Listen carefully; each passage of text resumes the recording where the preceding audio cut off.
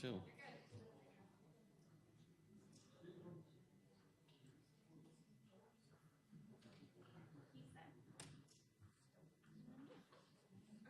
All right, thank you.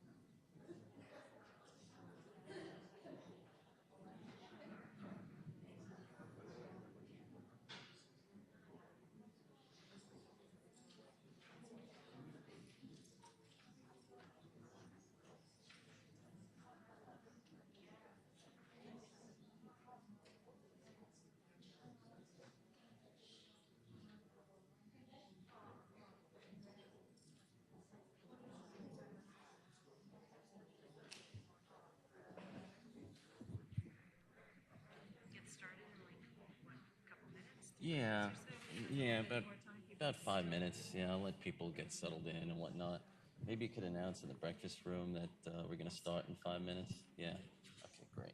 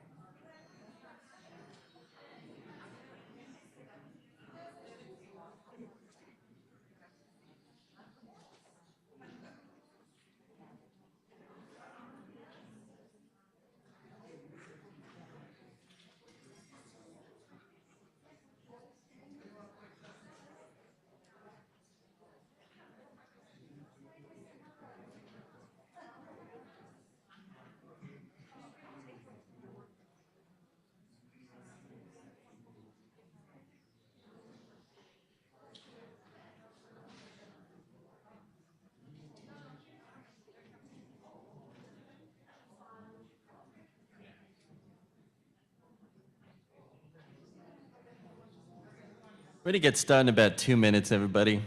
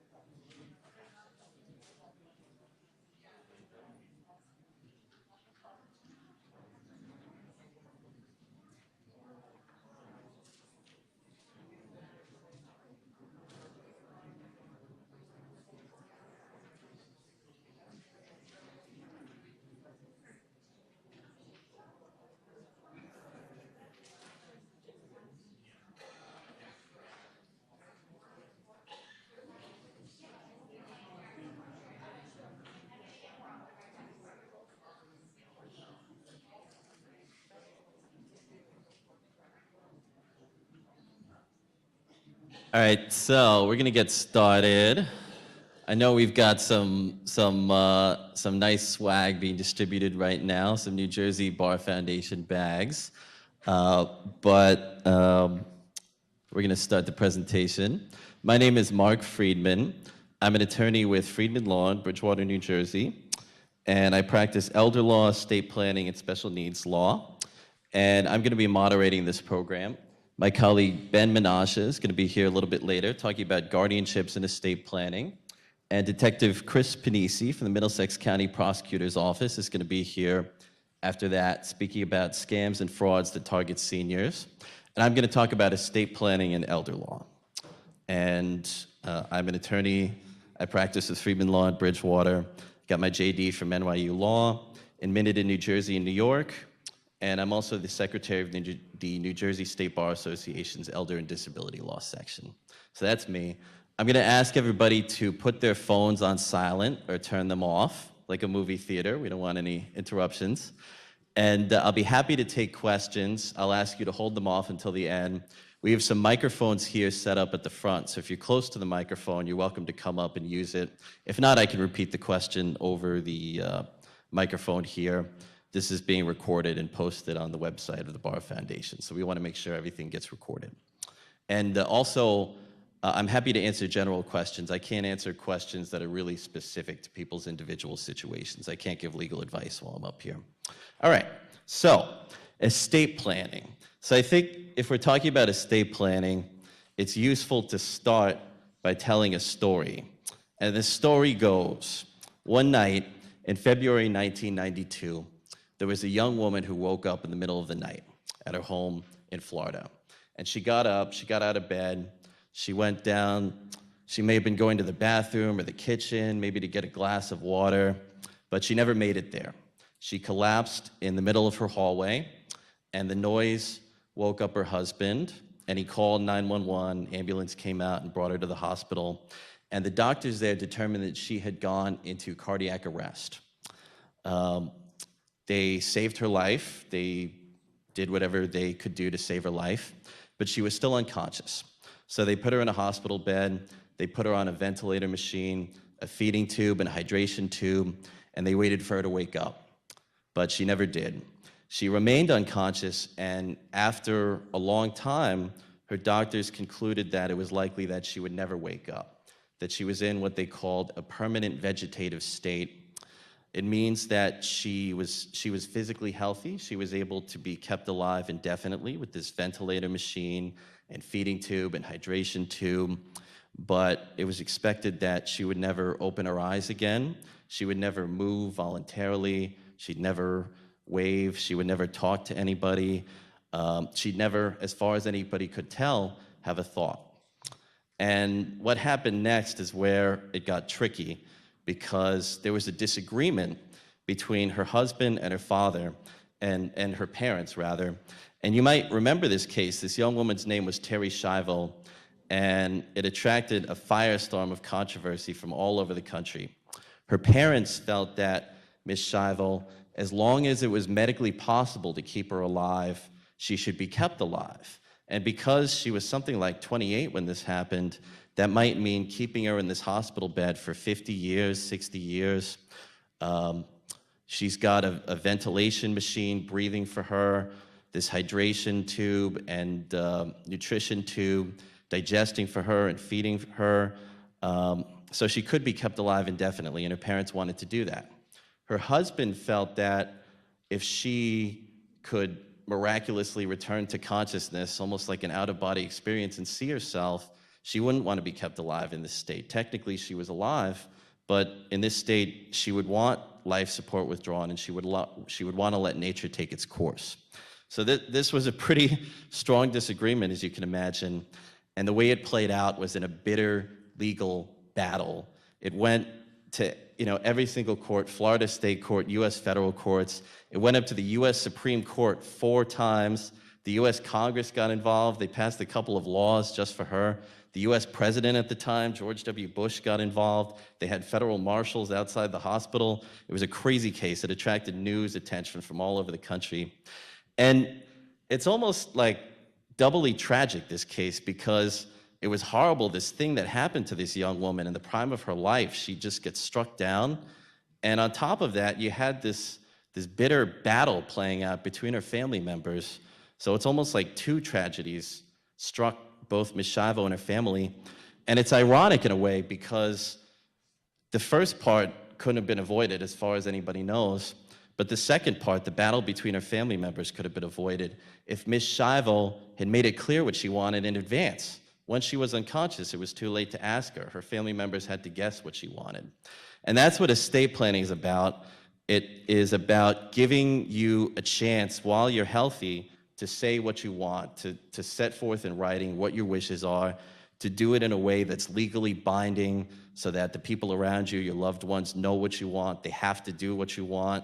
And hopefully by saying, this is what's going to happen, there's less for your loved ones to fight about.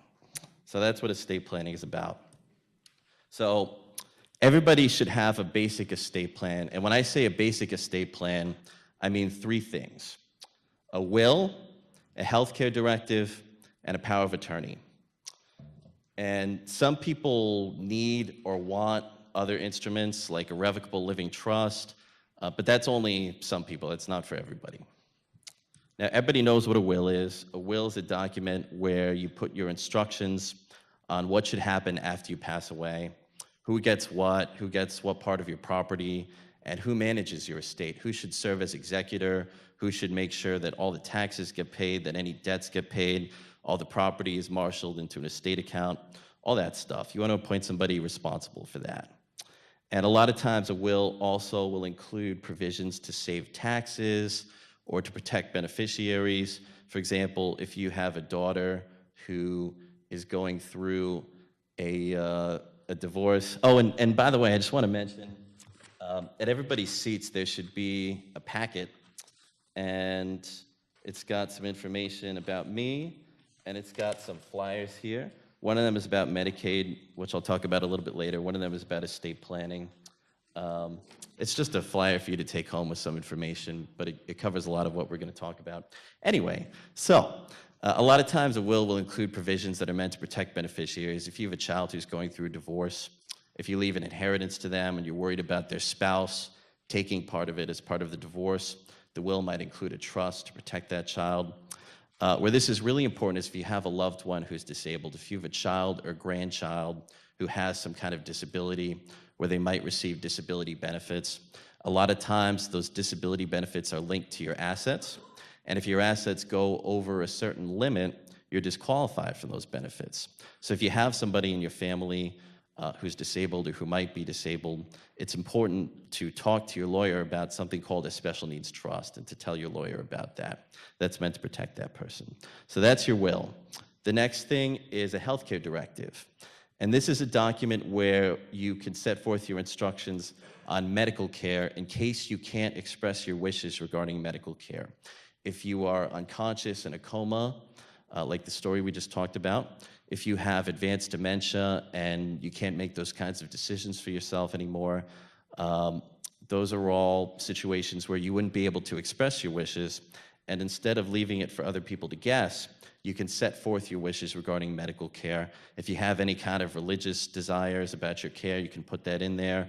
And particularly, you can set forth your preferences about end-of-life care or any kind of extraordinary or experimental care or minimizing pain. Things like that can all go in your healthcare directive. And you also can appoint somebody to make medical decisions for you if you're not able to make them, and that person is called your healthcare representative. And for me, the way I see it, this is a really important document because these are very intimate decisions. If you're lying in the hospital in the intensive care unit, decisions regarding your medical care, those are some of the most intimate decisions that you can make in your life. And for me, I would want somebody that I'm close with, somebody who knows me, who understands what I want, making those decisions rather than doctors who I've never met before, or social workers, or a judge. So I think that the healthcare directive is really important. Hopefully you'll never need it, but if you do, it's a very good thing to have. The other thing that's really important about the healthcare directive is that there's a law called HIPAA that sets forth patient privacy requirements. And it says basically that doctors and healthcare providers have to keep your information confidential, except for certain limited purposes. They have discretion to disclose information if they choose to do so to family members, spouses included, but they don't have to. And we've seen crazy stories sometimes where a family member who's taking care of somebody, the person gets in trouble and the hospitals refuse to even confirm that the person is a patient there. So you can imagine it takes an already very stressful situation and makes it all the more stressful when you can't even find out what's going on. With a healthcare directive, you could give the person you appoint as your healthcare representative the power to access your healthcare information. So it's also useful in that regard. The next document is a power of attorney. And the idea behind a power of attorney is that even if you can't manage your property anymore, the bills still need to get paid. Money makes the world go round and the world keeps turning. If you don't pay your property taxes, you're going to lose your house eventually. If you don't pay your utilities, they're going to shut off the electricity, et cetera, et cetera. So the power of attorney allows you to appoint somebody you trust to manage your financial affairs. And I want to stress that it should be somebody you trust because you're giving this person broad financial powers. And, depending on what's in there, they have the power to take all your money and run away to the Bahamas or some nice, lovely country with no extradition treaty. So you've got to be careful about who you appoint. And there's one other thing I want to say about this, but I think I'll say it in a minute. Everybody should have these 3 basic documents. If you've never done them before, now is the time to do it. Everybody should have these basic documents. And if you have some kind of health problem where you lose capacity to understand what you're doing, it's too late to do those documents. So everybody should do them. And if you did them, but it was a long time ago, it's a good idea to review them as well. We tell people it's a good idea to review your documents every 10 to 15 years. And in addition to that, if you have any major life changes, if you get married or divorced, or you have children, or somebody close to you dies, those would all be reasons that you would want to review your will. The odds are good that over time, your life circumstances are going to change in addition to the laws. So it's a good idea to review it periodically. And that's also true if you move to another state. Each state has laws regarding this matter. It's all under state law mostly, and each state has a little bit different laws. So you want to review it if you move to a different state. If you move from another state to New Jersey, or if you move from New Jersey to somewhere else, it's a good idea to review these documents. And a final point on this is that if you don't have these documents, in particular the healthcare directive and the power of attorney, and you lose capacity, and as we said, the bills need to get paid, healthcare decisions need to be made, then in that case, it may be necessary to appoint a guardian for you. So the court, a judge who you've never met, can appoint a guardian for you. It can be a family member, but it could also be a government agency or a professional person, a lawyer who you've never met before, for example. And a guardianship is going to be more expensive. It's going to be more intrusive. You're going to have more people poking through your affairs, and you have less control over who gets appointed. And for all of those reasons, it's a good idea to do a power of attorney and a healthcare directive. We're going to talk more about guardianships later. Mr. Menashe here is going to talk about guardianships. But if you can avoid it, you want to. And the way you do that is with a power of attorney and healthcare directive. All right. So the next thing I want to talk about is elder law. Elder law is a broad term. It's sort of an umbrella term. And it describes the legal area of helping seniors with legal and financial problems that often come with age. And probably the most common one, the one that we spent the bulk of our day thinking about, is how to pay for long-term care. And long-term care is different from acute care. Acute care is meant to treat a specific problem, a broken bone, pneumonia, even something like heart surgery or chemotherapy. That's acute care. Long-term care is ongoing care that's meant to help people with activities of daily living that they no longer can do for themselves, like eating, dressing, getting dressed in the morning, hygiene, bathing, mobility, things like that. So it's ongoing indefinite care that's meant to help with basic activities of daily living. And long-term care, a lot of times at the start, when a person first needs it, can be provided by family members, by the person's spouse or their children. But often it becomes too difficult to provide that care. The person's health declines to the point where it becomes too much to handle for the family members, or maybe the family members have their own health problems and they no longer can step up and do all the things that they were doing before. And when that happens, professional long-term care is needed, and it usually is provided in one of 3 settings: at home, with home health aides coming in, people that you pay; at an assisted living facility, which is a sort of residential health facility that provides light care; and at a nursing home, which is also a residential facility that you move into that provides more intensive care. And there's one thing that all of these settings have in common, and that's that they're very expensive.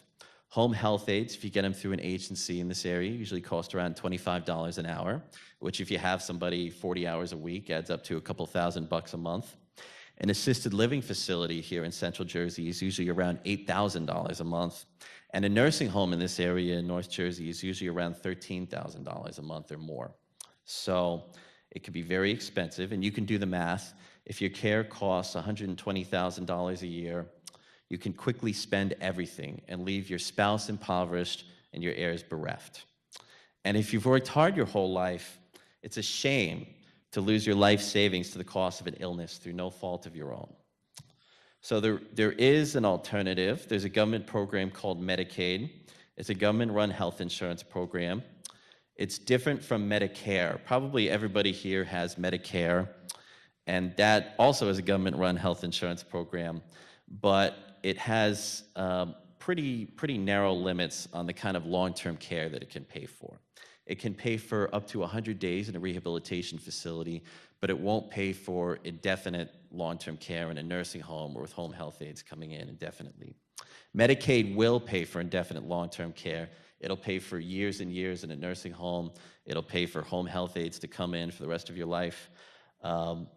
In all three settings, Medicaid can cover long-term care, but like all things in life, there's caveats to that. You have to qualify for Medicaid. You have to meet the medical eligibility requirements, and if you really need long-term care, you'll meet them. And you also have to meet the financial eligibility requirements, and this is the really tricky part. There's income limits. You have to have certain, you have to do certain things with your income to qualify.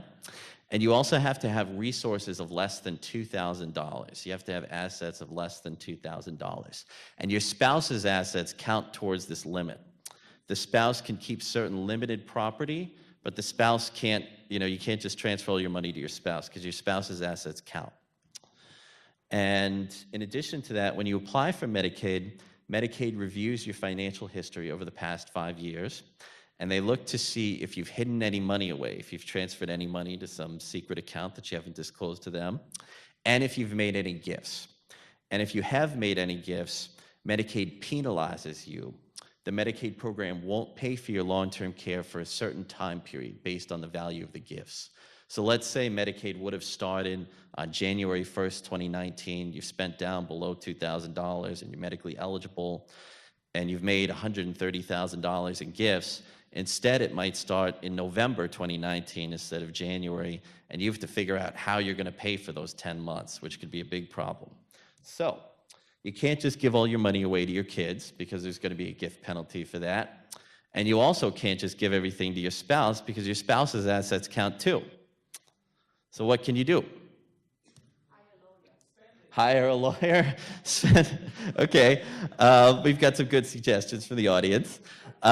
You do have to spend down below $2,000, and often with planning, you could do it in a way that benefits your family instead of spending everything on care. You're right, sir, you have to spend it.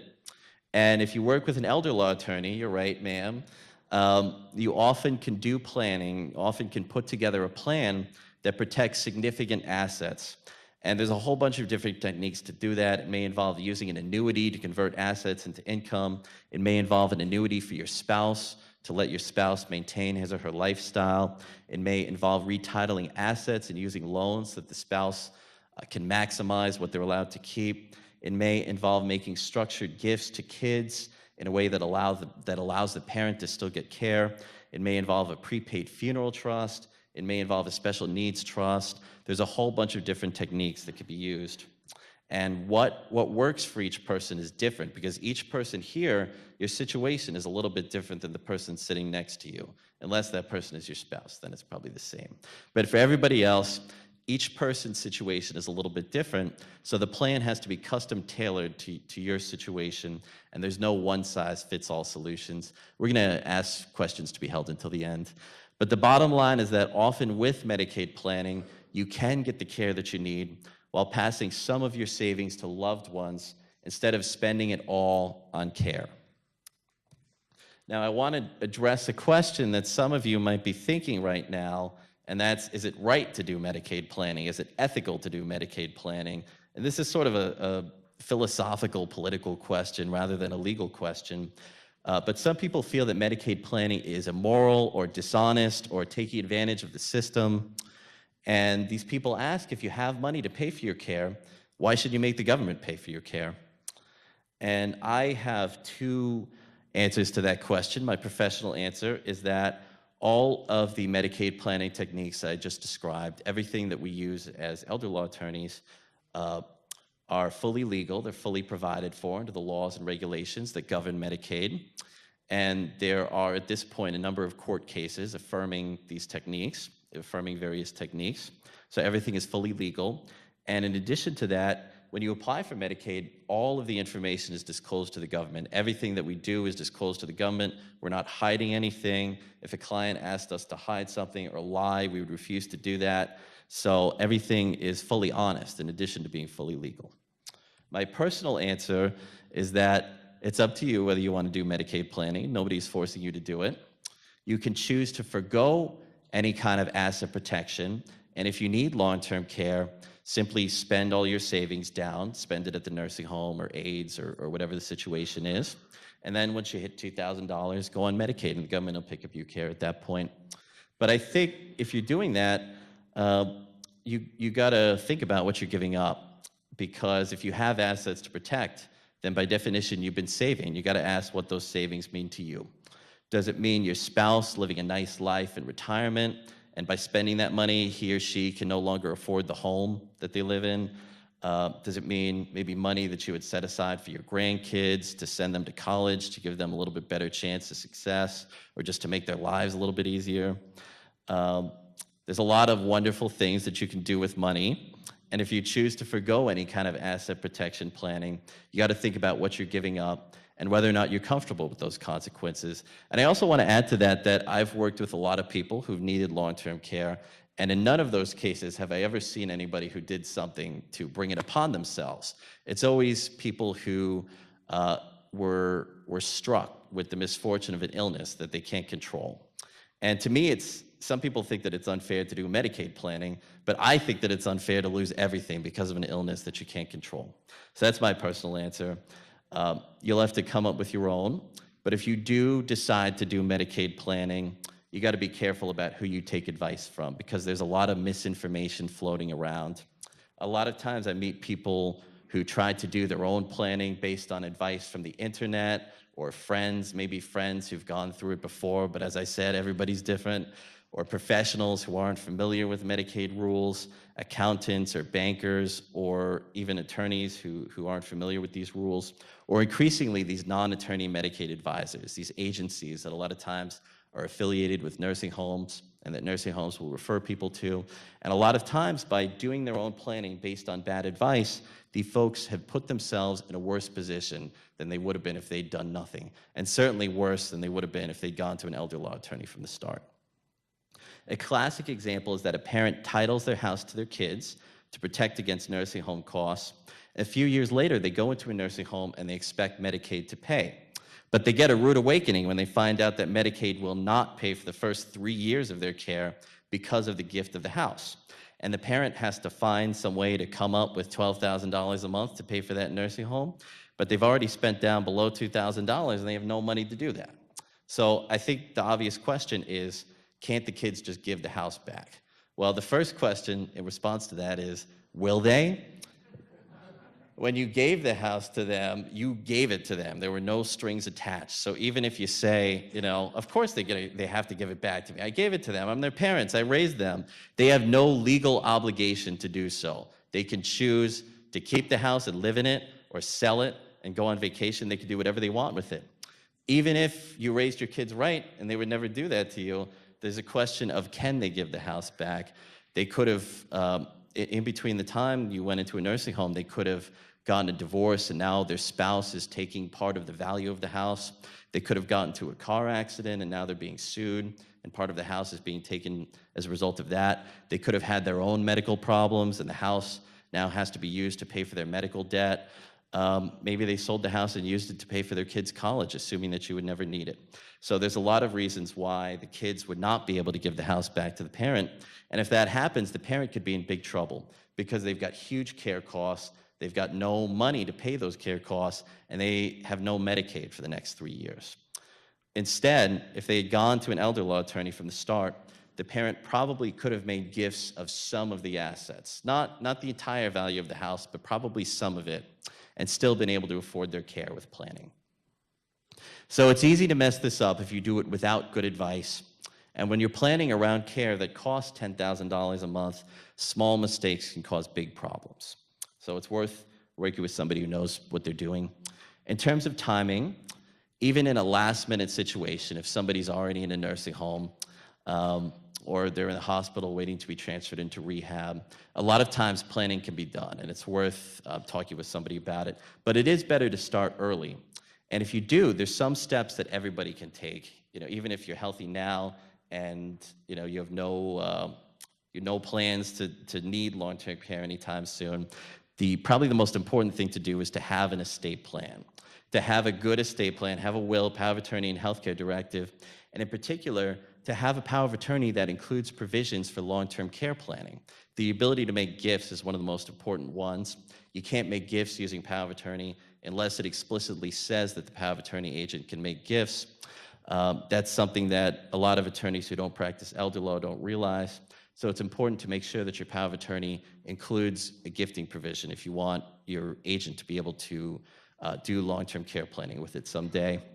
And this might be a little bit further down the road, but if one spouse is healthy and the other needs care, a lot of times the will and the deed should be changed in order to protect the healthy spouse. Another thing is to establish a paper trail. As I said, when you apply for Medicaid, you have to submit 5 years worth of records. And Medicaid staff will actually go through all of your bank statements line by line and flag transactions that they think look suspicious. And they may count unexplained cash withdrawals as gifts. If you took out $5,000 from the bank and you can't provide some kind of receipt or something establishing what it is, they may count that as a gift. And I see this in particular with home health aides. A lot of times people will get an aide to come into their home, and maybe they'll get the aide off Craigslist or a friend of a friend or something like that. And the aides want to be paid under the table because it's cheaper to do it. And you may be in violation of tax laws or employment laws or something with that. But in particular, it's a bad idea because of Medicaid. Because if you're taking out a bunch of money every month, a bunch of cash every month, you're going to have a lot of large unexplained cash withdrawals. And how are you going to prove that that money went to the aides? So it's a good idea to pay for things by check or by credit card and to get receipts and to establish a paper trail and have all these records in case you need them. Another thing is admission agreements. Usually when you go into a facility, an assisted living facility or a nursing home, you'll be required to sign a contract. And a lot of times they'll also want family members of the patient to sign a contract, maybe the person's spouse or children. And a lot of times these contracts, these admission agreements will include provisions that are not favorable to you. They may limit your Medicaid planning options. They may say you have to spend all your money here instead of doing Medicaid planning with it.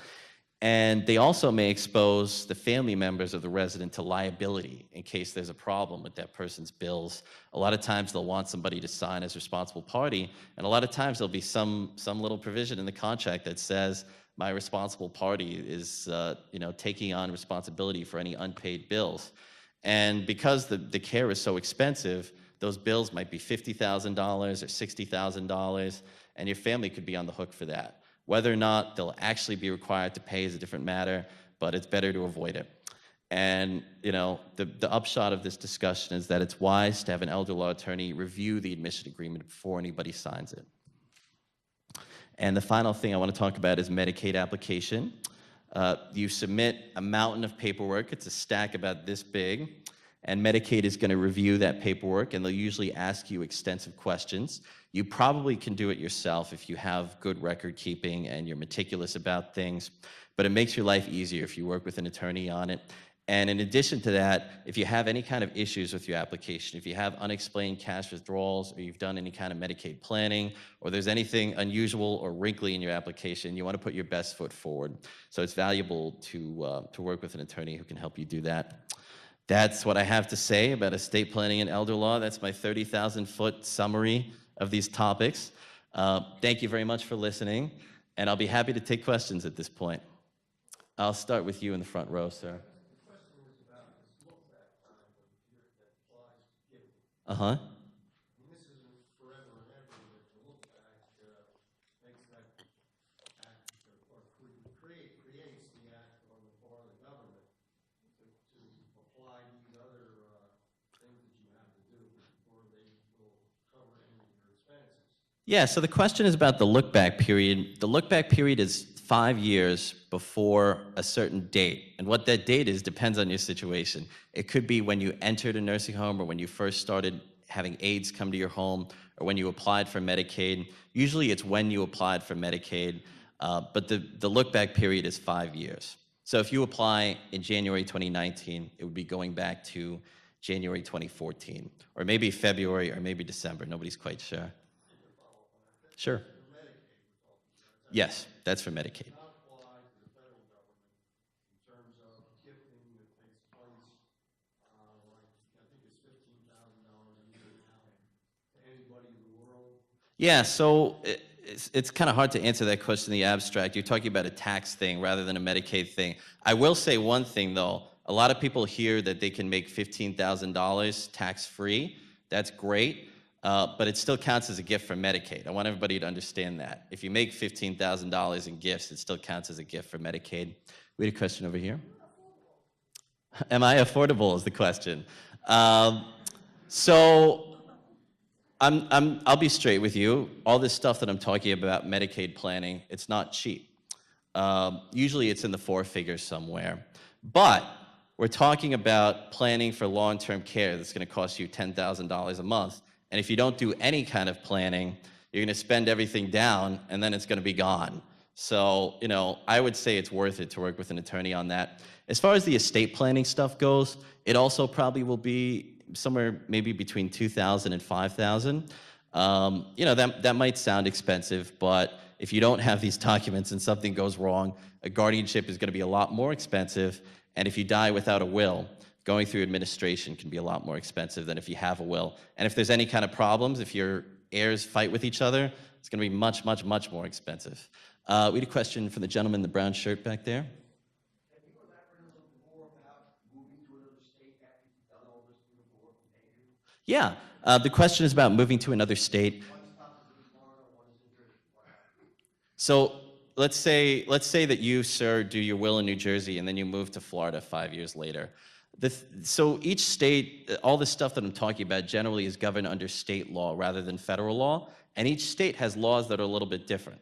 So if you do your documents in New Jersey and then you move to Florida and then you go to the hospital in Florida or you pass away in Florida, your New Jersey will might be valid, but it might not, and some parts of it might not. So it's a very wise idea to review these documents under the laws of the new state, to have an attorney who practices in that state reviewing these documents. Because Protect that by saying that in writing that it cannot be infringed upon? well, for example, with us, we always say we intend this document to be honored in whatever state it's presented in, although it's written to comply with New Jersey law. But that doesn't mean they have to honor it. It's a good idea to have a lawyer review it in the state that you're moving to. Yes, the lady here. I just want to point out that a lot of people do move to Florida, and unfortunately, if you have more than $2,000 or $3,000 in assets in your name only, the executor of the will cannot probate. An attorney must be hired. The attorney's fee is anywhere from 3 to 7% of the gross value of the estate. Okay, the comment was about Florida. I don't practice in Florida, so I can't, confirm that. Yes, we had a question over here. I apologize, I was late. I have two questions. One is, you said there were three basic documents, healthcare directive, a POA, and what was the third? A will. Oh, a will.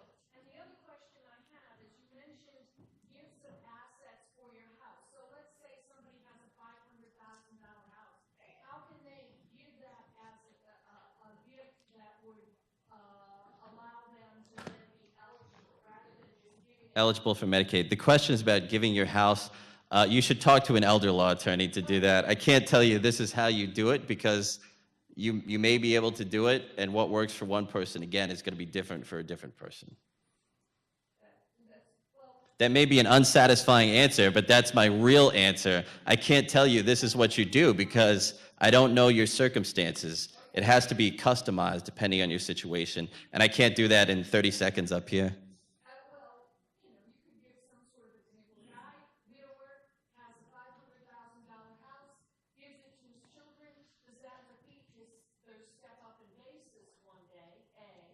And B, how you had said that you can structure it in a way as gifts that would help with making you not ineligible for Medicaid. And I'm asking you if you could elaborate on that. Right, so I can't address specific circumstances here in this presentation, and I also can't give legal advice up here, but I'll be happy to talk to you afterwards if you want to talk more about this. Yes, the person in the back there. How does long-term care insurance factor into the Medicaid application? Yeah, so long-term care insurance is a good thing to have if you have it. particularly if you bought it a long time ago. I think the insurance companies back then didn't understand how expensive long-term care was, and they wrote all these policies that are really favorable to people. Usually the long-term care insurance has an expiration date. It'll pay for 3 years or 5 years or whatever. Sometimes it'll pay for the full cost of long-term care. Sometimes it'll pay for part of it. How it works with us as elder law attorneys is that it gives us more flexibility to do Medicaid planning. A lot of times if you have long-term care insurance, it lets you protect almost all of your assets if you work with an elder law attorney to do Medicaid planning. If you just want to use the long-term care insurance, then it runs out, spend down your assets, and apply for Medicaid. You're free to do that. But it's a good thing in terms of long-term care planning. We had a question. Yes. My question was, you had mentioned that the first 3 years Medicaid won't pay for a nursing home if it was given to children. Now, is there a time period in which that goes away? Like, say you did it like when you were, say 50 or whatever, and you gifted that house to your children, and then something happens to you when you're, 75 or 80. Is there a period of time in which that becomes null and void? Yeah, so 2 things I want to say. First of all, sorry, I'm the jerk who let my cell phone ring here. Anyway, first of all, the example, I said a person gifts a house and they get a 3-year penalty. It's not automatically 3 years. That's just the example. The penalty that you get is based on the value of the gifts that you've given away. If you made a gift when you were 50 and you're now 75, then for Medicaid purposes, they only look at the last 5 years. So it would only go back to when you were 65. It wouldn't go back 25 years. Yes, the gentleman in the back?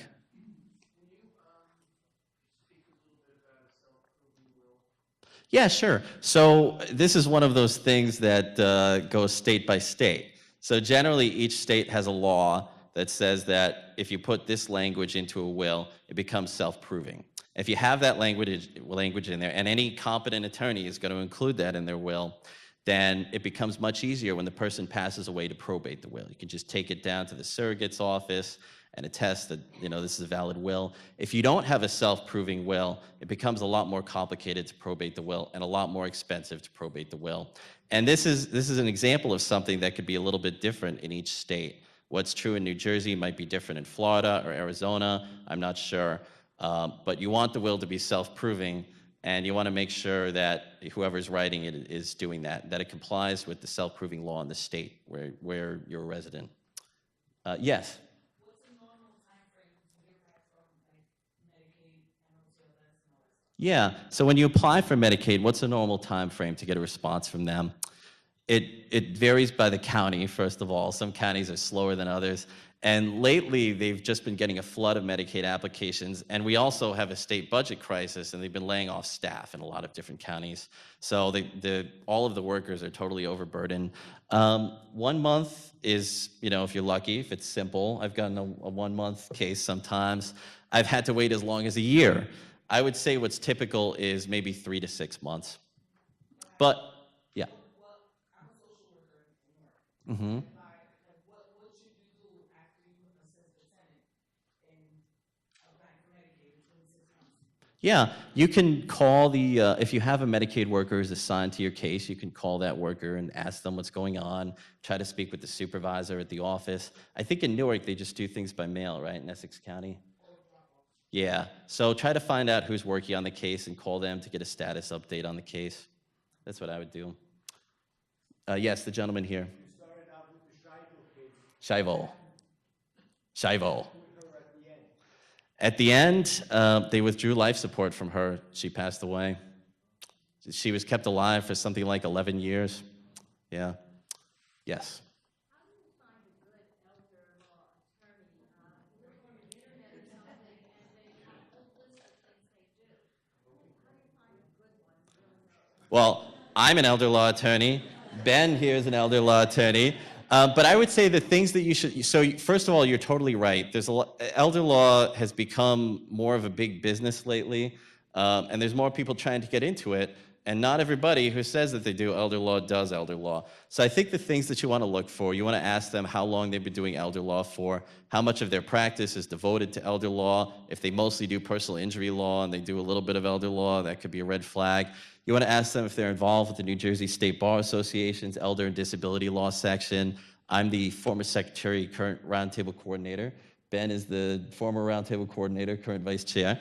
And there's an organization called the National Elder Law Foundation that accredits people with something called a Certified Elder Law Attorney Accreditation. If they have that, that's something you want to look for. Things like that, you know, ask them, because you as a layperson, I think, are not going to be able to determine whether or not this person knows what they're talking about. It's sort of like a doctor or a dentist, you just don't have the knowledge. But you can ask them about their credentials, about their experience, about how involved they are with community organizations, professional organizations, things like that. Yes, sir. In terms of estate planning, are there any recent legal changes concerning IRA accounts, IRA assets? Yeah, so that's a great question. There's certain assets that pass outside your will. We call these non-probate assets. If you own property jointly with somebody, if they have a right of survivorship, if you have a joint account with somebody, or your house is owned jointly with somebody, it passes automatically to that person under most circumstances. And if you have an IRA, if you designate a beneficiary on the IRA or on life insurance, it passes automatically to that person. It doesn't matter what you put in your will, it passes automatically to that person. And a lot of times you want to have a beneficiary in the IRA because there's tax advantages to doing so.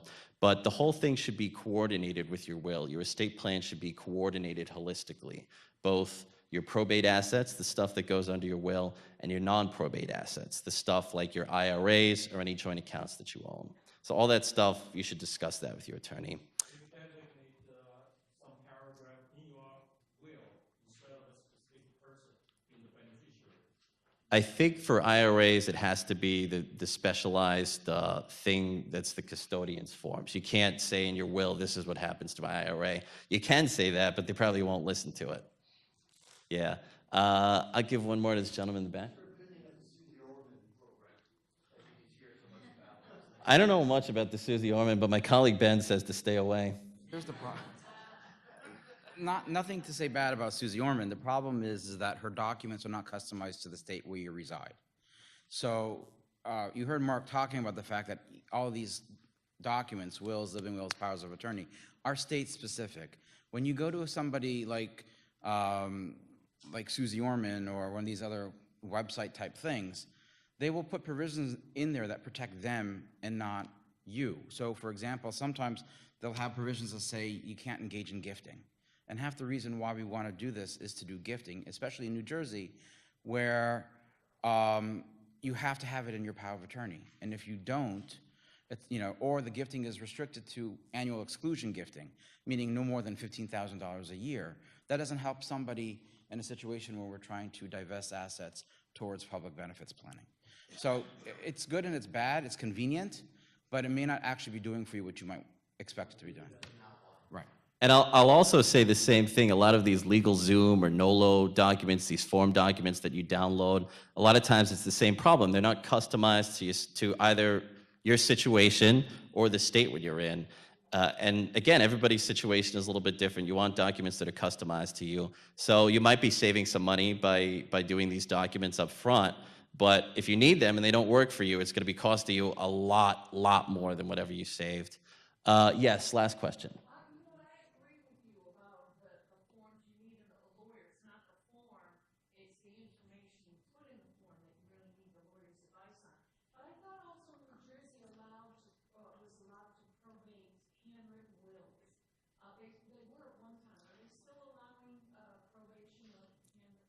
Yeah, there's some special laws about that. I'd have to read the laws to say for sure. None of the wills that we write are handwritten.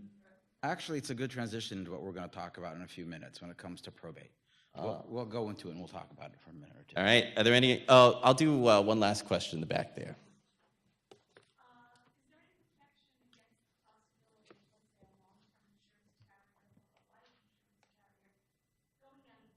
That's a great question. I personally worry about that with insurance and annuity and anything like that.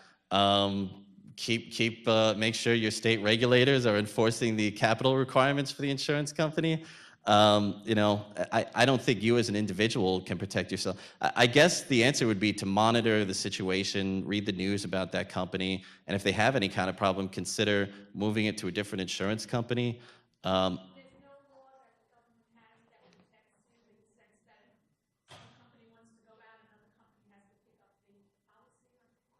I don't know about that. Do you know? I have no knowledge. Yeah, that's, that's insurance law. We're not sure about that. There are requirements about how much capital the company has to keep and things like that, but in 2008, how much did that really matter? All right, thank you very much, everybody. Don't mind. No, I don't know. I will just do it by hand. Okay. I'll just take it from here. Right? Yeah, sure. Oh, and my colleague Ben Menashe is going to be speaking about estate litigation and guardianships. Ben, Break for a minute or something? I'm sorry? Break? No, We're good? we're gonna power through, everybody. Okay. Ben practices with Pisiana and Menashe, or Menashe? Out of Menashe. Kathy's my partner. In North Brunswick here. And take it away, Ben. Great. So a little background for me. I've been an elder law attorney all my legal career. I graduated law school in 1996. Is that better?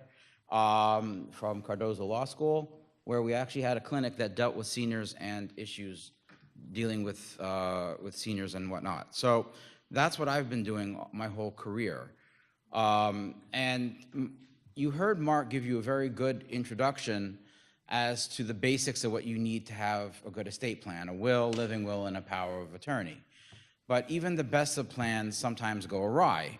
And sometimes you might have used that Susie Orman, for example, not to pick on her, power of attorney.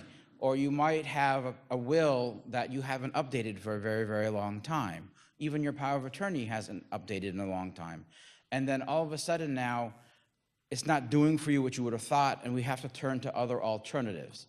Because at the end of the day, what happens is, if the document doesn't work and you are no longer competent enough to execute a new one, we have to turn to the courts for help, and that's where guardianships come in.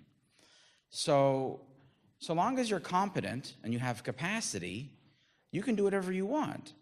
The lowest, and in the law, there are different levels of capacity.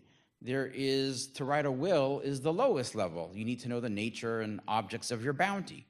When you distill that, you need to know what you got and who you're giving the money to.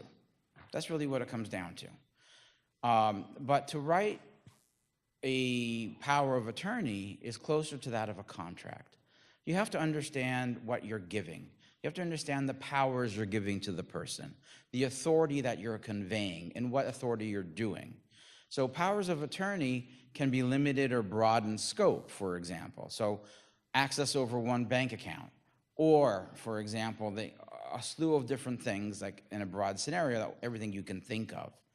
The problem with powers of attorney sometimes is if they sit in your drawer and they've never been given to a financial institution, if it's older than 10 years, the banks don't have to take it. And so that's a real issue. That's why Mark told you should be really updating your papers every 10 years or so, because you want to make sure things are current. What happens is that if the financial institution is not going to honor it, and the person who created it, who's known as the principal, is no longer competent, we can no longer execute a new document for that individual. That becomes a problem. So now we have to turn to the guardianships.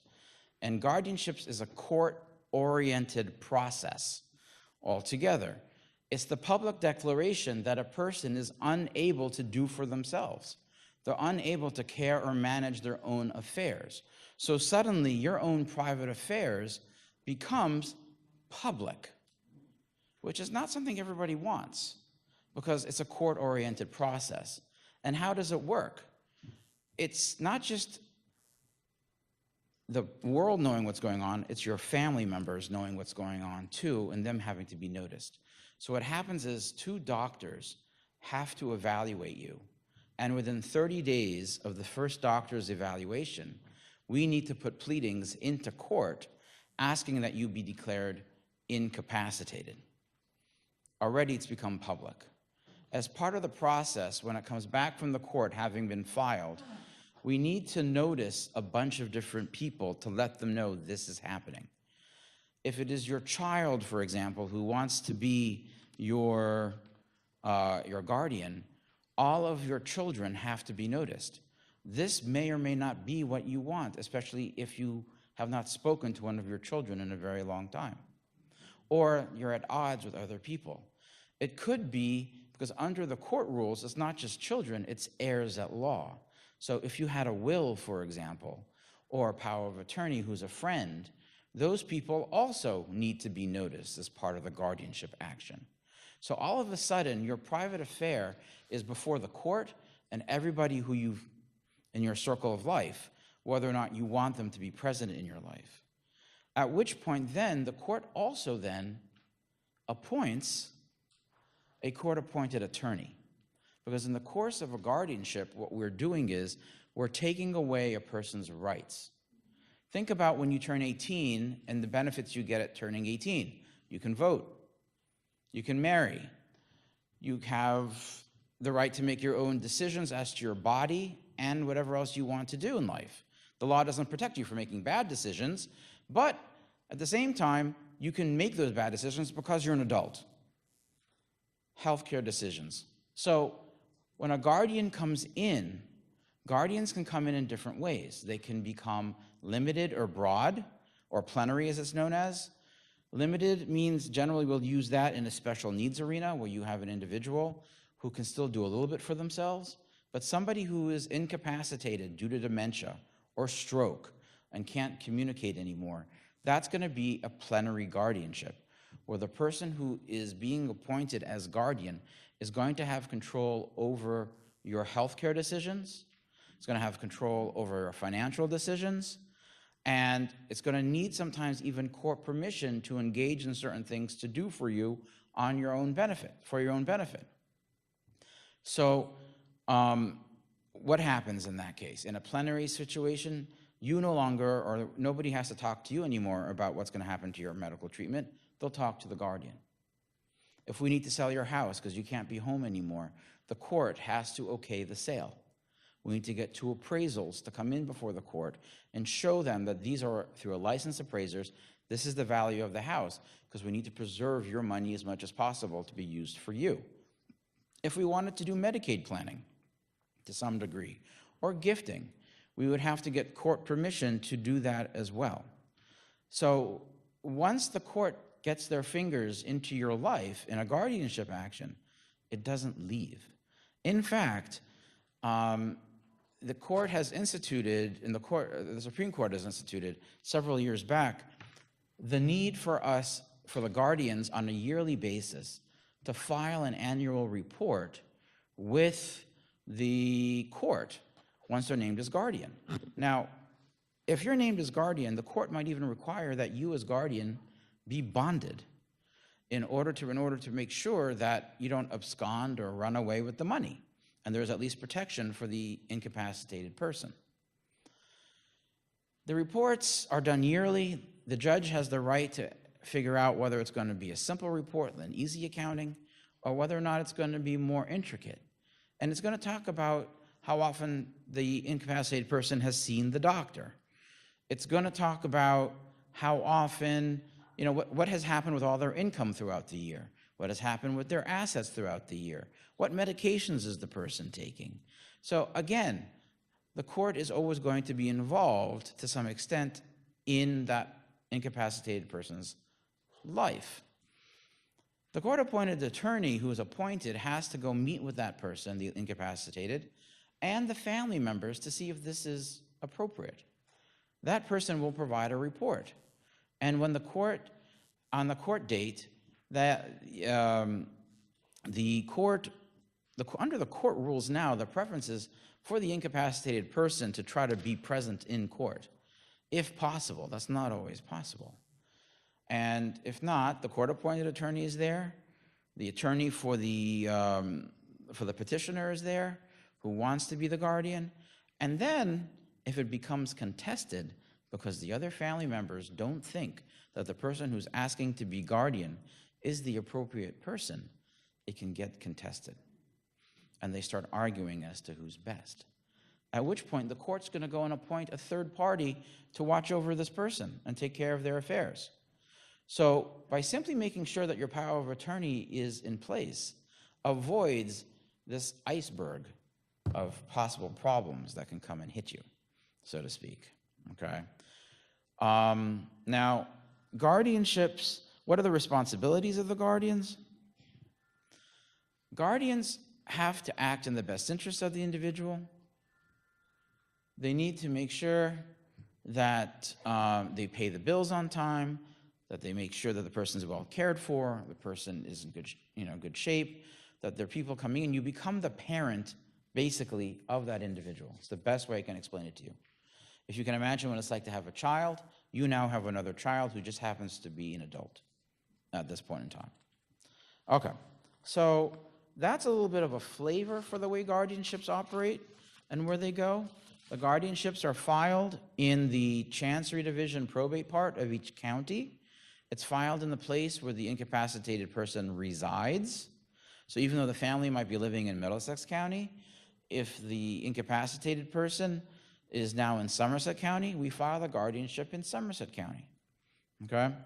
And it can be as simple, if it's non-contested, it can be simple. You have to go through all the hoops.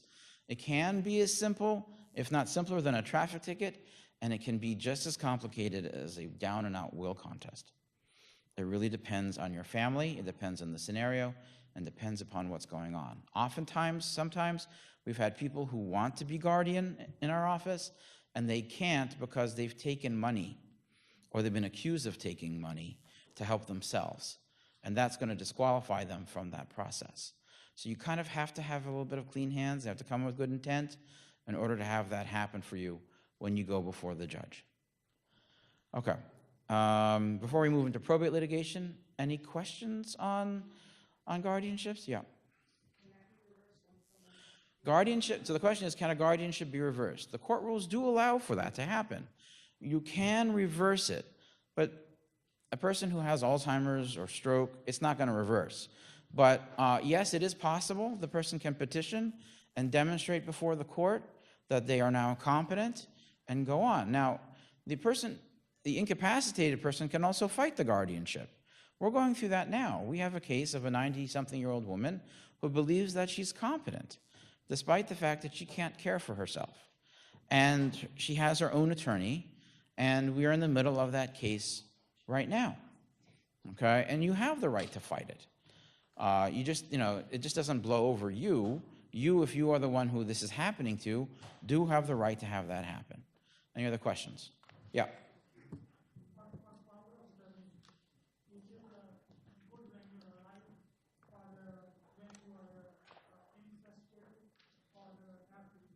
Okay, so a power of attorney classically under common law ends when a person becomes the principal, the person who created it, loses mental capacity. That's why we in the state have a statute that talks about something called durability. Durability means that the document remains in play when a person becomes mentally incapacitated. The document has to conform with the statute to say that it is durable, so that it continues on in the time during incapacity. Yeah.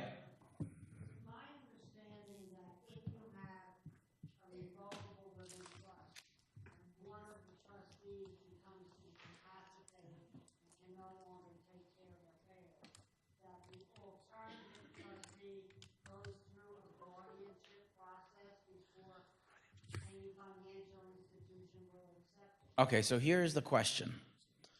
The question is, in a living trust, and a living trust is a document that a person created that is revocable by that person, okay, and where the trustee who's in charge of that trust is now incapacitated themselves. Do you have to go through guardianship to remove that trustee? Not necessarily if the trust is drafted appropriately to deal with the incapacity of that trustee.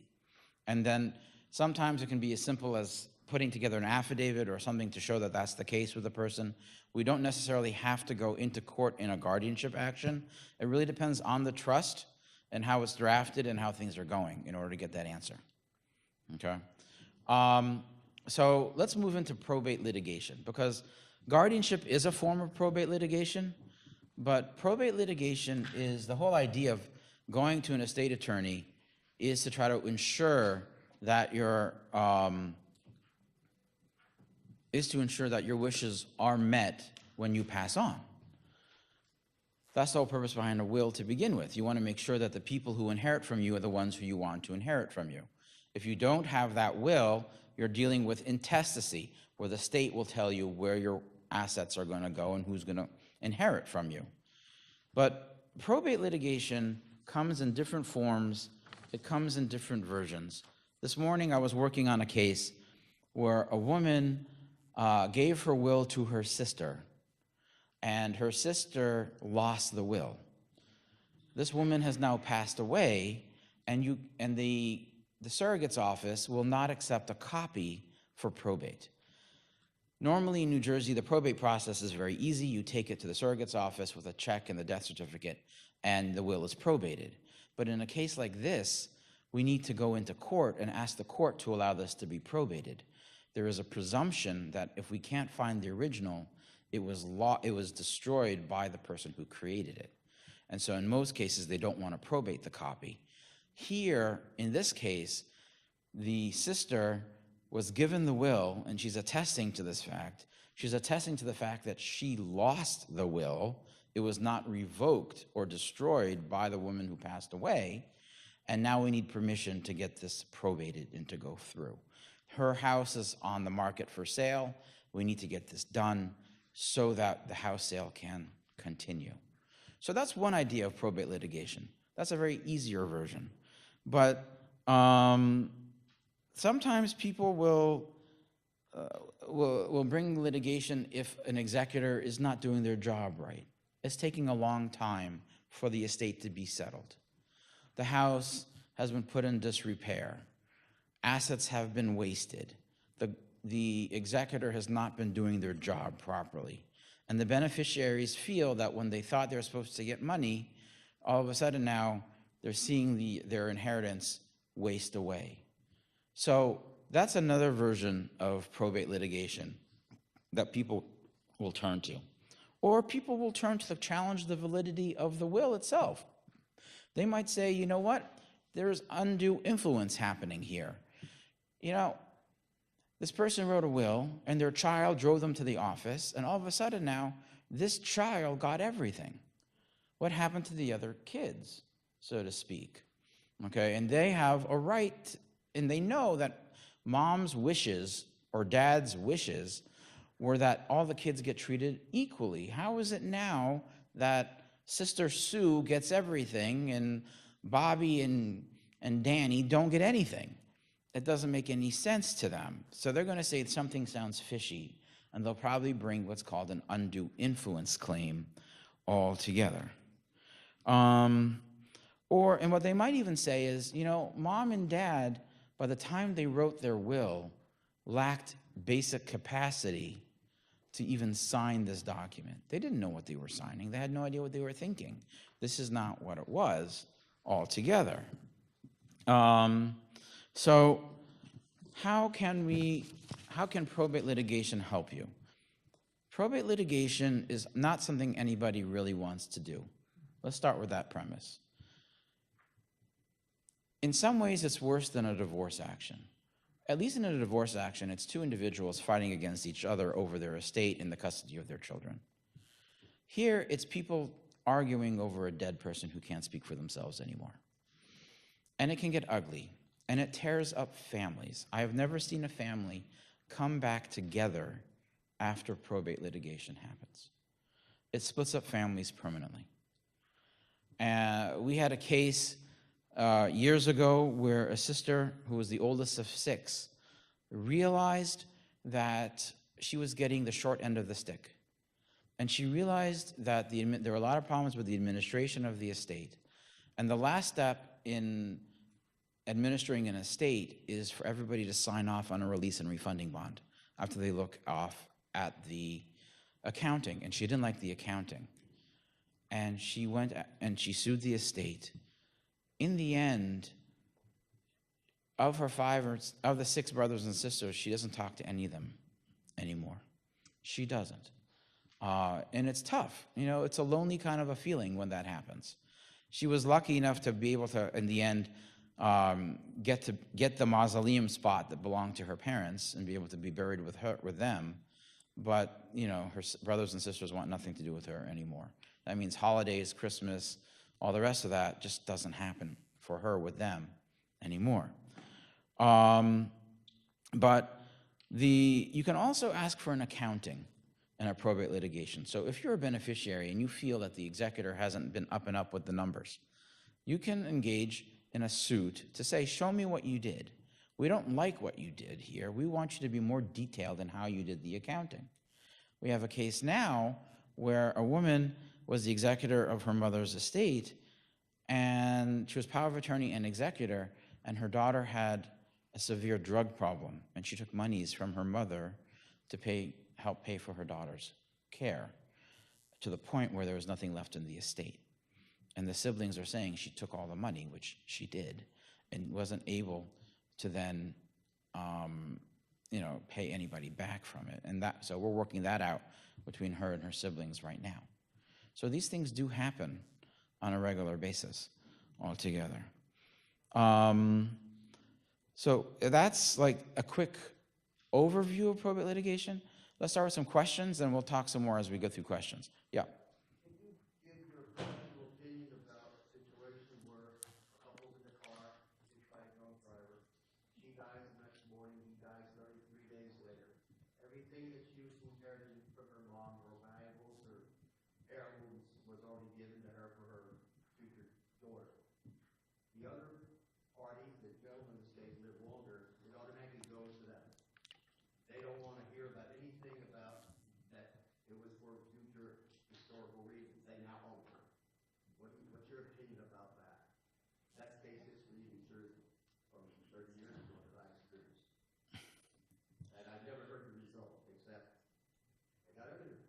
Well, there is a simultaneous death statute in the state of New Jersey. But I don't believe it's 30 days. I think it's within 120 hours of each other and whatnot. And if the first person's will left everything to the second person who died, then that's what happens. And then when the second person dies, it then goes through that person's estate as well. Husband and wife, he never regained consciousness. He died 33 days later. Because of that, that family, his family, owns everything. That's about it. Deal with the woman's. It sounds right, because if she left everything to him first, she's the one who passed first, her will would leave everything to him. And then upon his passing, because he survived her for a longer period of time, then everything passes through his estate at that point in time. I just want to add here, this is a reason to have a good will. We put in all of our wills usually that the person has to survive by 60 days in order to inherit because of exactly this situation. If somebody's going to pass away, you want it passing under your will, not their will. Yes? Okay, so the question is, does the will always go through probate? It has to. It has to. In order to properly appoint the executor and give the powers to the executor, it's got to be probated. So if the estate is less than $10,000, it doesn't have to go through the full probate. The person can go and say and attest before the surrogate that the estate is less than $10,000, and then they can still be appointed and whatnot. But if the estate is more than that, yes. Now, how does probate work in New Jersey? We always hear from people on TV that probate is terrible. Not in New Jersey. In New Jersey, it's not a court-oriented process. Somebody here had mentioned, and of course I can't tell you because I don't practice in Florida, that if the estate's more than $3,000, it has to go through the courts. That's not New Jersey. The New Jersey process for probate is done as an administrative thing. All you need to do is, you can't probate a will until 10 days after the person passed away at the earliest. You take it to the surrogate's office in the county where the person resided. You bring the original will, you bring the death certificate of the individual, and a checkbook. And that's it. Congratulations, you probated the will. How much does it cost? It's $100 for the first 2 pages of the will and $10 for each additional page beyond that. Not a huge cost. So when you hear on TV people saying we need to avoid probate, we need a living will, a living trust, and things like that, not necessarily in New Jersey, unless maybe you had property in a different state where that property has to be probated in that state because that's where it is, or you have a lot of privacy issues that you don't want anybody to see your business, because once a will is probated, technically somebody can get access to it by paying for it per page. Now, unless somebody really wants to know about your own individual life, the odds of that actually happening are slim to none. None of us are Marilyn Monroe. None of us are some celebrity where all of us know that none of us are Marilyn Monroe. We could be. you know, but that's kind of what it is altogether. So it's really not a hard process to deal with here. Okay, any other questions? Yeah.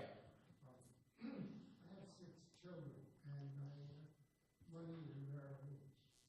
I signed a thing with them that when I die, each child will get a 6th. Is there any problem? There's no problem with it, and I mean, you made that disposition through that account. My question is, if there are any debts, and I don't know what's in your estate, I'm not going to ask you about that, and I'm not going to give you legal advice, but I will tell you this. It is that if you're going to dispose of your estate in that manner, if your estate has debts to be paid, it's going to make it a lot more difficult to pay those debts because those monies are being distributed to other people. Then asking them to choke back some of that money to pay the debts will be very hard. Okay, that's good to hear. You're lucky, sir. All right. Well, thank you very much, Ben. Everybody, please give a round of applause. That was a very informative presentation. Thank you very much. Yep. So, probably about 6 months ago, my grandfather, I'm very fortunate that my grandfather is still with us. He got a call from somebody on the phone. This person said that this person was Mark Freedman and that they were in Las Vegas and that they had attended a wedding and had a couple too many glasses of champagne. And this Mark Freedman was driving home and got pulled over by the police, got into some kind of car accident, got roughed up a little bit, and was in jail, and was about to go before a judge and needed $4,000 in bail money. And my grandfather was about to wire the money to this person. He's a super sharp guy. He ran his own business for years. I can't imagine that he would fall for something like this, but I guess if it's that kind of situation and you're all emotional about it and you know it's a crisis situation, even really shrewd people can fall for it. So we've got the Middlesex County Prosecutor's Office here, Detective Panisi, and Ms. Bolton, and they're going to talk about scams and frauds that target seniors, and I have to set up your laptop.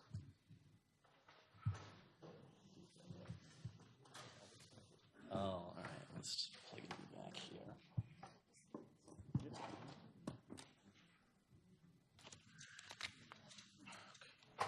Working.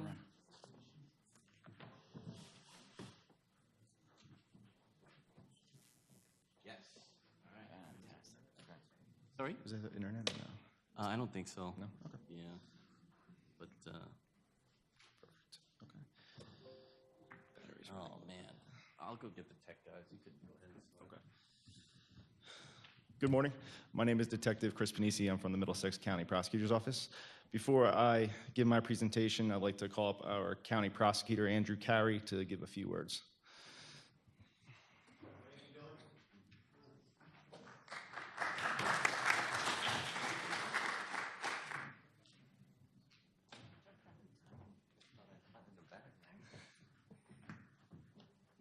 Good morning. Good morning, everybody. It's my pleasure to be before you and to have our presentation today with Detective Panisi, and also we have Andrea Bolton from my office, who did a lot of work with elder care in the county. She is our PIO, our press officer. She also deals with our OPA responses, and she's very much a part of our community outreach. A lot of what we do is community outreach, and that's a great way that we try to serve and protect you folks as best we can. About a year and a half ago, I was in the office, and it became necessary, I thought, to refocus our efforts to protect those of our older citizens and residents within the county. And I put out an email to all my staff asking for volunteers because I know I wasn't going to get to hire new people, but we needed to put together a special unit. The response that I got was overwhelming. We all have family. We all know what the scams are. We all know how people are taken advantage of. And my detectives and my APs came together, as well as support staff, to fund and to fully staff a unit which does community outreach and is very active in monitoring scams, trying to alert you folks, and trying to be responsive so that we can help you as best we can. So with that, I'll leave it to Detective Panisi, but it's my honor to be here today. Thank you very much for the opportunity.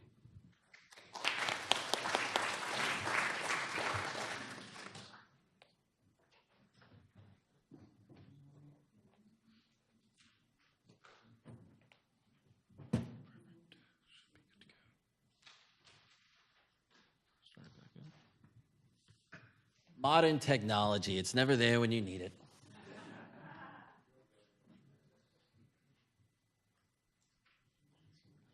Oh, okay. I asked them to send the tech person down to the phones. Hopefully it'll work.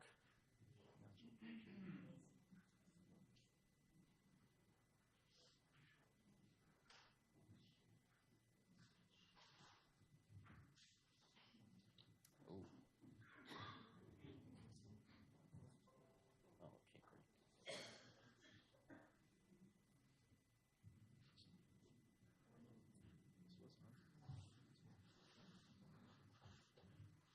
Maybe unplug it and plug it. Oh, there you go. Okay, great.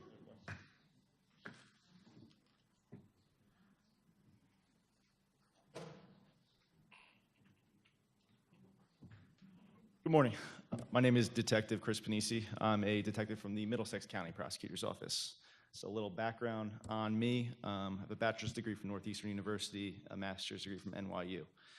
Prior to becoming a detective with the Prosecutor's Office, I was a patrol officer in Warren Township Police Department in Somerset County. So I was the first line of defense. I'm the person that when you get scammed, the person you report those scams to your local municipality. Currently for the Middlesex County Prosecutor's Office, I work in the Special Investigations Unit, and we focus on financial crime. Today I'm going to speak with you on a variety of fraud and scams that are targeting our elderly population and even people of all age groups. They are vast and they are growing in number, and it's happening daily.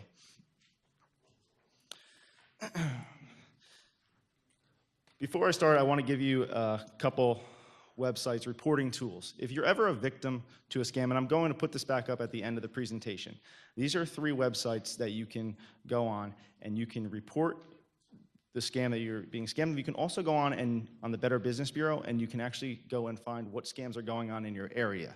They have something called a scam tracker, which would be at the top of the screen, and you can go down to your town and you can see who is reporting different scams in your area. So you can see what people are taking phone calls on, whether they're the IRS scam, which I'm going to talk about, a grandparent scam, which I'm going to talk about. Also, if you do fall victim to a scam, please report it to the Federal Trade Commission or the FBI through these websites. They track everything, and it does help us in our investigations when we do try to recover your money, which it is hard to do, but sometimes we are able to do it, and we are able to actually prosecute somebody for these crimes. And again, I will put this back up at the end of the presentation. The Federal Trade Commission, their website is very interactive. You can, whatever type of scam that you're falling victim to, they basically have everything listed and you can click through. It's very self-explanatory. So the topics I'm going to talk about today: investment schemes, internet fraud, sweepstake and lottery scams, grandparent scams, IRS scams, romance scams, in-person scams, other recently reported scams, healthcare fraud, counterfeit prescription drugs, funeral and cemetery scams, fraudulent anti-aging products, and homeowner reverse mortgage scams. So I'm going to start with investment schemes. There's an advanced scheme. It's when a victim pays money to someone in anticipation of receiving something of greater value, but you get little or nothing in return. Basically, you need to know where you're investing your money. If somebody's coming to your door saying, hey, I have a good investment opportunity, know their background information, consult with family members, consult with an attorney. Don't jump into it, because if it's too good to be true, it's not true, and they're going to rip you off and take your money. A second one is something called a Nigerian letter or 419 fraud. So it's a letter. Sometimes they'll get faxed to doctors' offices. They'll say you are part of a giant estate. They'll even put your last name in for $10 million. Please reach out to us. They'll ask you for your bank account number. They'll ask you for your social security number. They said, you just need to pay us taxes on this money and you'll get all the money. It's not true. It's not going to happen. And believe it or not, people every single day are sending tens of thousands of dollars believing that they're going to get millions of dollars in return. And it's not going to happen. Majority of the time, the money is ending up overseas in various countries to various persons. If they send out 500 letters a day and 2 people respond, they can make $100,000 in one day doing absolutely nothing but sitting at a desk. Ponzi schemes, which have been around for a long time, named after Charles Ponzi from the Boston Massacre, when in the early 1900s, Boston, Massachusetts, when in the early 1900s launched a scheme that guaranteed investors a 50% return on their investment in postal coupons. The use of your investment is used to pay out other investors. So it's a scheme that keeps on going and it never actually stops. A pyramid scheme uses you as the investor to recruit other individuals to invest. So there really is no investment into a company, a product. You're investing in somebody else who's investing. So your money in the end is being stolen and you're profiting off of stolen funds from somebody else. So once again, with these type of investment schemes, you really need to look out on who you're dealing with. And also, if there's any questions throughout the presentation, feel free to raise your hand. We can go question and answer as we go along. Internet fraud. Every single day. I'm going to focus on more on a Craigslist fraud that is going on, non-delivery of items. You have a bedroom set, you have a TV, a fridge, something that you want to sell and you want to sell it online. What we're seeing now is they will send you a check in the amount $1,000, $2,000. Your table set was $500. They will say, deposit that check in your account and send us the extra $1,500. We're sorry, we sent you a check for too much money. You're going to deposit that check, it's going to bounce, and you're going to be out $500. It happens every day, and it's predominantly with Craigslist. So if you are selling items online, do the exchange in person at your local police department. Do it in the parking lot. Have a family member present. Have a friend present. Do not do it at your house because people are trying to take advantage of you as quickly as possible. Do not take checks that are exceeding the amount. If you're selling something for $500, you should be receiving a check for $500 or cash for $500. There is no reason to be receiving $2,000 checks for an item that's only costing $500. Sweepstakes and lottery scams, yes. Yep. Mm-hmm. Yes.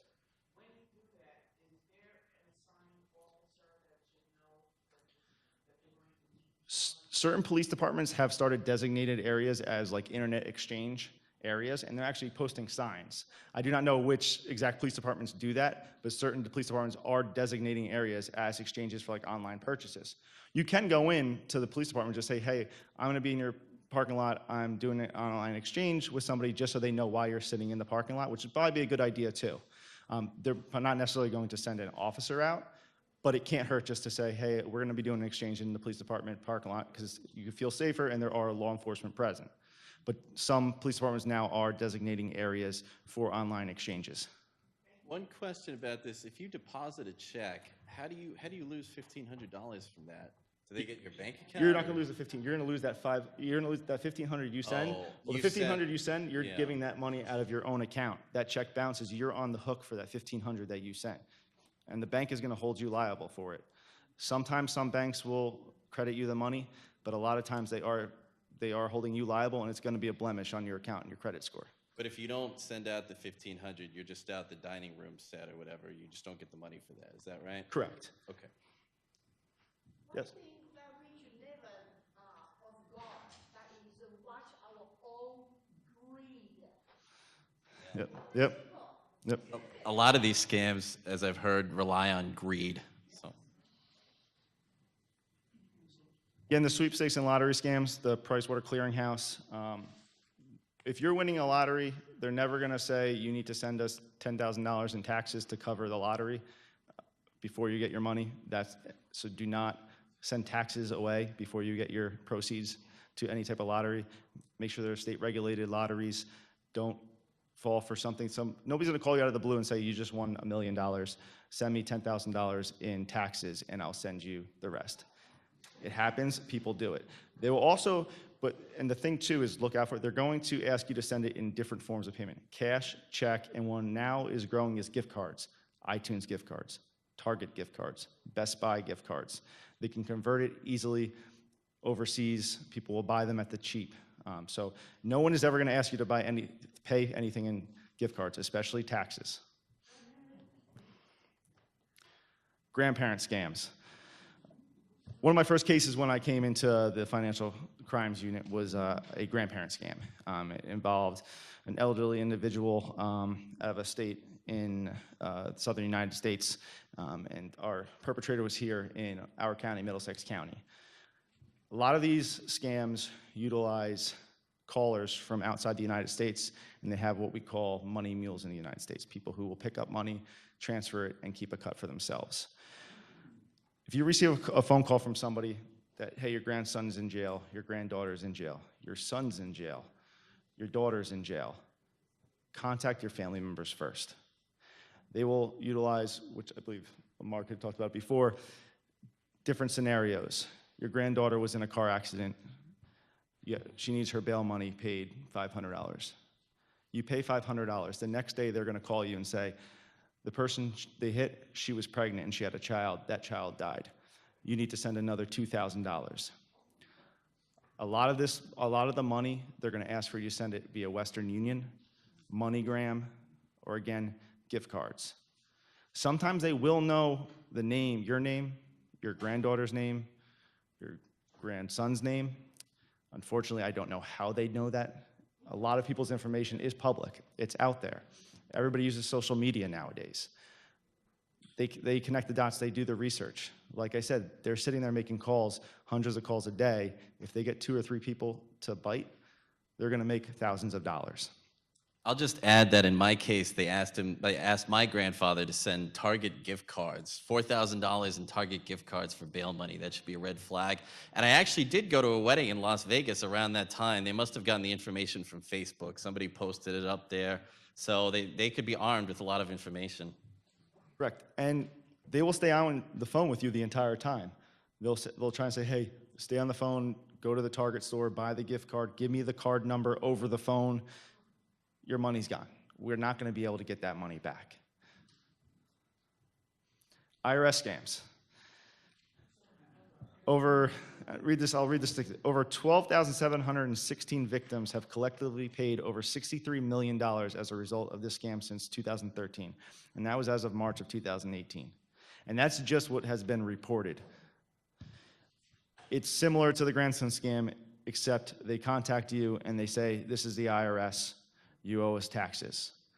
This is a police officer from an agency they make up, the Department of Treasury.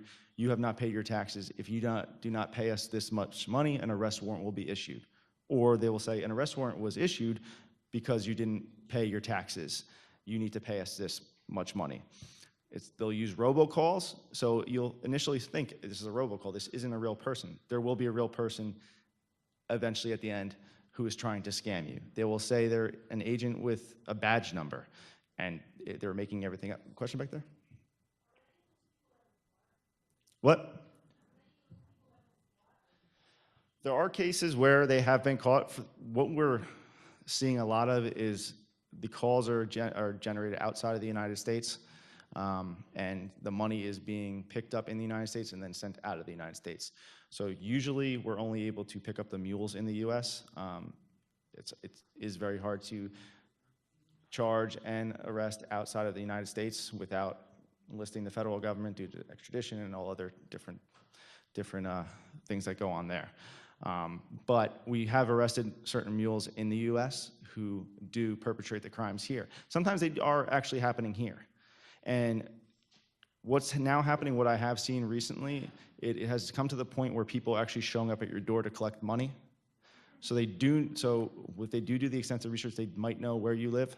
If somebody says they're going to come to your house to collect money, contact the police department. Do not pay them. And if you do make any of these payments, if you do wire transfer from your bank account, contact your bank immediately to have them recall the wire and then contact the police department. We can do work with tracking bank accounts and wires. When it comes to gift cards, it gets tougher. Gift cards gets tougher, Western Union, MoneyGram, we can track that stuff. It's just that a lot of times it ends up overseas.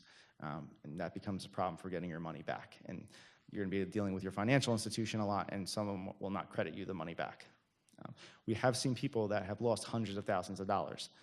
And once you become a victim on the phone to one of these scams, you are going to be continuously targeted. Your phone will not stop ringing. I've talked to a detective recently who went to a victim's house, and he said the phone would not stop ringing off the hook of people trying to scam that person.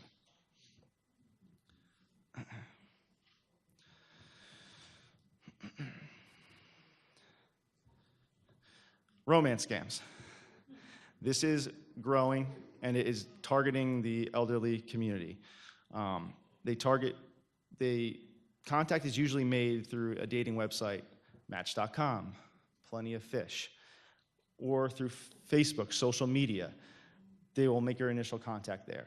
They seek out individuals who are alone and looking for a relationship, whether it's friendship or even a loving partner.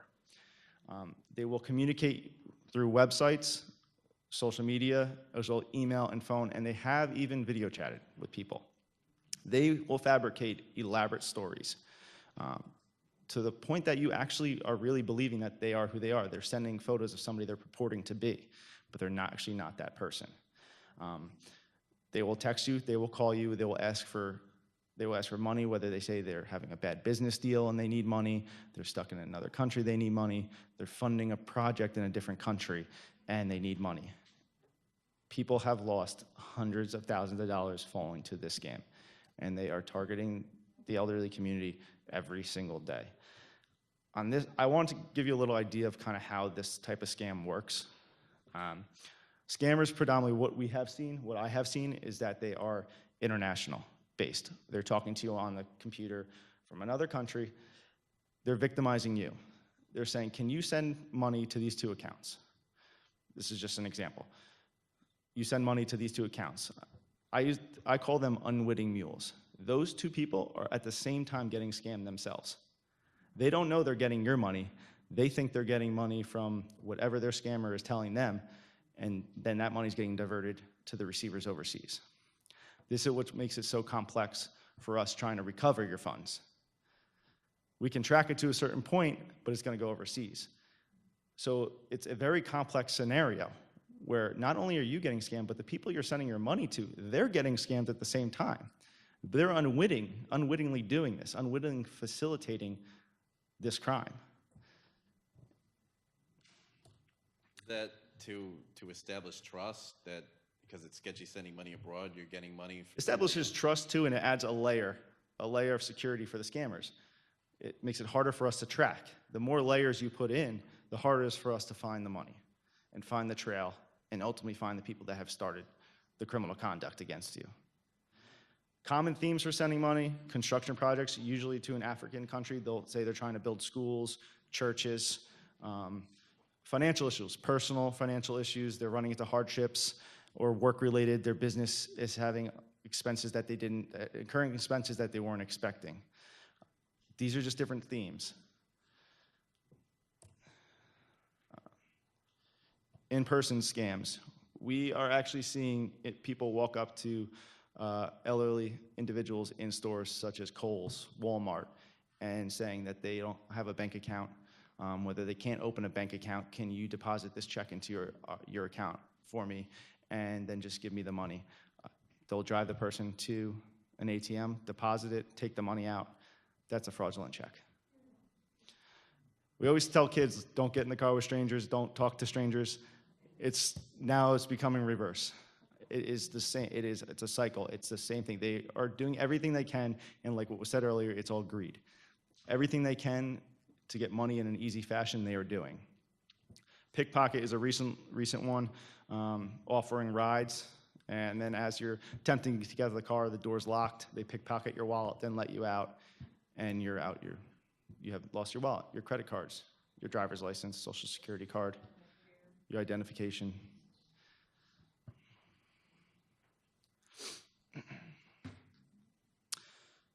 Other recently reported scams, burglary and water department scam.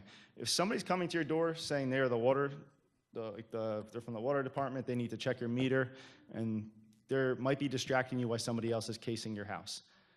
If they say they need to come into your house to check a pipe or check your water meter, and you're showing them around their house, somebody might sneak in and look and try to find out where your valuables are. Somebody might actually be burglarizing your house while you're walking through with somebody else.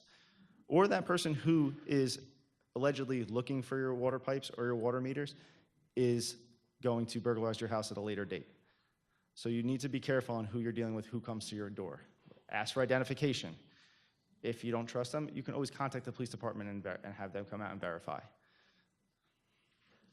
What about like these third-party or electrical companies that are targeting seniors? We can sign you up for electricity to our company, and you provide them stuff, and then they're paying, like in where I'm from. Right. They're paying PSE&G, but then they're also paying the third-party company triple. Right. I wouldn't, if somebody's contacting you over a phone, cold calling you, saying, hey, we'll lower your electric bill, or there's a third-party electric company, I would not give anybody any information over the phone. I would contact PSE&G, whoever you have, JCP&L, and talk to them first before you go about giving away your information. They will ask for your account number. You may get cold called, and it just says, there's an issue with your credit card, we need your account number. It's never gonna happen. It has happened to me. Somebody called me and said, we need your debit card number, your account's been compromised. Don't give your information over the phone. Go to your local bank. Contact your bank. They will mask phone numbers. So nowadays you can basically call from a phone number that appears to be your bank calling. It's not your bank. They're able to mask the phone number, so when it shows up on your caller ID, you think it is your bank, but it's really not. Have you seen cases of these people from the water company, the electric company, where they have false ID or false uniforms, or is it pretty basic? We have. We've seen individual going around pretending to be somebody who was replacing fire extinguishers and had a badge and ID and was in some sort of attire. You have to be careful on who you're talking to. And if you do have any concerns, contact the company that you're dealing with. Ask them, is somebody supposed to be at my residence? And if you are that concerned, contact the local police department and have them come out. Offer to seal driveways. Be careful on people that are just walking around, offering to do yard work, offering to driveway sealing, offering to do roofing. Kidnapping scam. This has started recently, and it has grown on top of the grandparent scam. They're calling and stating they've kidnapped a family member or loved one. They will put somebody else on the phone, so if they said that they have kidnapped your daughter, they'll put a female on the phone and have her scream. Puts you in a panic, because obviously everybody cares about their loved ones. And your gut shot reaction is, I want to do everything I can to protect my family. You need to check with your family members first. Contact the local police department. Do not just send money because they're saying they've kidnapped somebody. It is most likely going to be a scam. And it is most of these are generated outside of the United States. Again, they're asking you to go to money service businesses, Western Union, MoneyGram. Walmart has its own money transfer service now. Then they want gift cards. iTunes, Target gift cards and Best Buy are the 3 top ones I have seen that people are sending money on. And it's tough for us to track the gift cards. We can see where they're being activated, but a lot of the time it's overseas and there's nothing we can do. Some investigative issues. The phone numbers are usually web-based, so they don't retain subscriber information. So with your Verizon phone number, it's connected to you. A lot of these phone numbers are web-based, and these companies don't ask for any information. So it comes back to nobody, or they make up email addresses, they make up names, so we run into that dead end. Email addresses, it's the same thing. Fraudulent information provided when setting up the account, so we hit a dead end. And the money ends up overseas, and it's very easy for people to pick up that money with fraudulent identifications, which then we'll just have a photo, and sometimes that photo is even fake. A couple other ones I want to touch on. Healthcare, Medicare, health insurance fraud. Never sign blank insurance claim forms. Ask what the charge is and the out-of-pocket cost. Review the explanation of benefit statement. Do not give out your insurance ID to anybody. You provide it to your doctor. Don't give it out to anybody else. Keep accurate records of all appointments. Do not order medical equipment if told it's free. Counterfeit prescription drugs. Examine all the packages you're getting on all your prescriptions and your drugs. Call your pharmacist or your doctor if something looks suspicious. Any adverse side effects that you have and it doesn't improve, seek medical attention, contact your physician, contact the pharmacist. Use caution when buying drugs over the internet. People are manufacturing drugs with a litany of products that should not go in the human body, just because they can sell them on cheap and people will buy them because it's cheaper. Some people who don't have health insurance or who health insurance costs are too high, they may turn to the internet to buy different products. They are putting chemicals in these products and you do not want them in your body. So be aware that special deals and cost reductions may be counterfeit product promotions. Funeral and cemetery scams. Be an informed customer.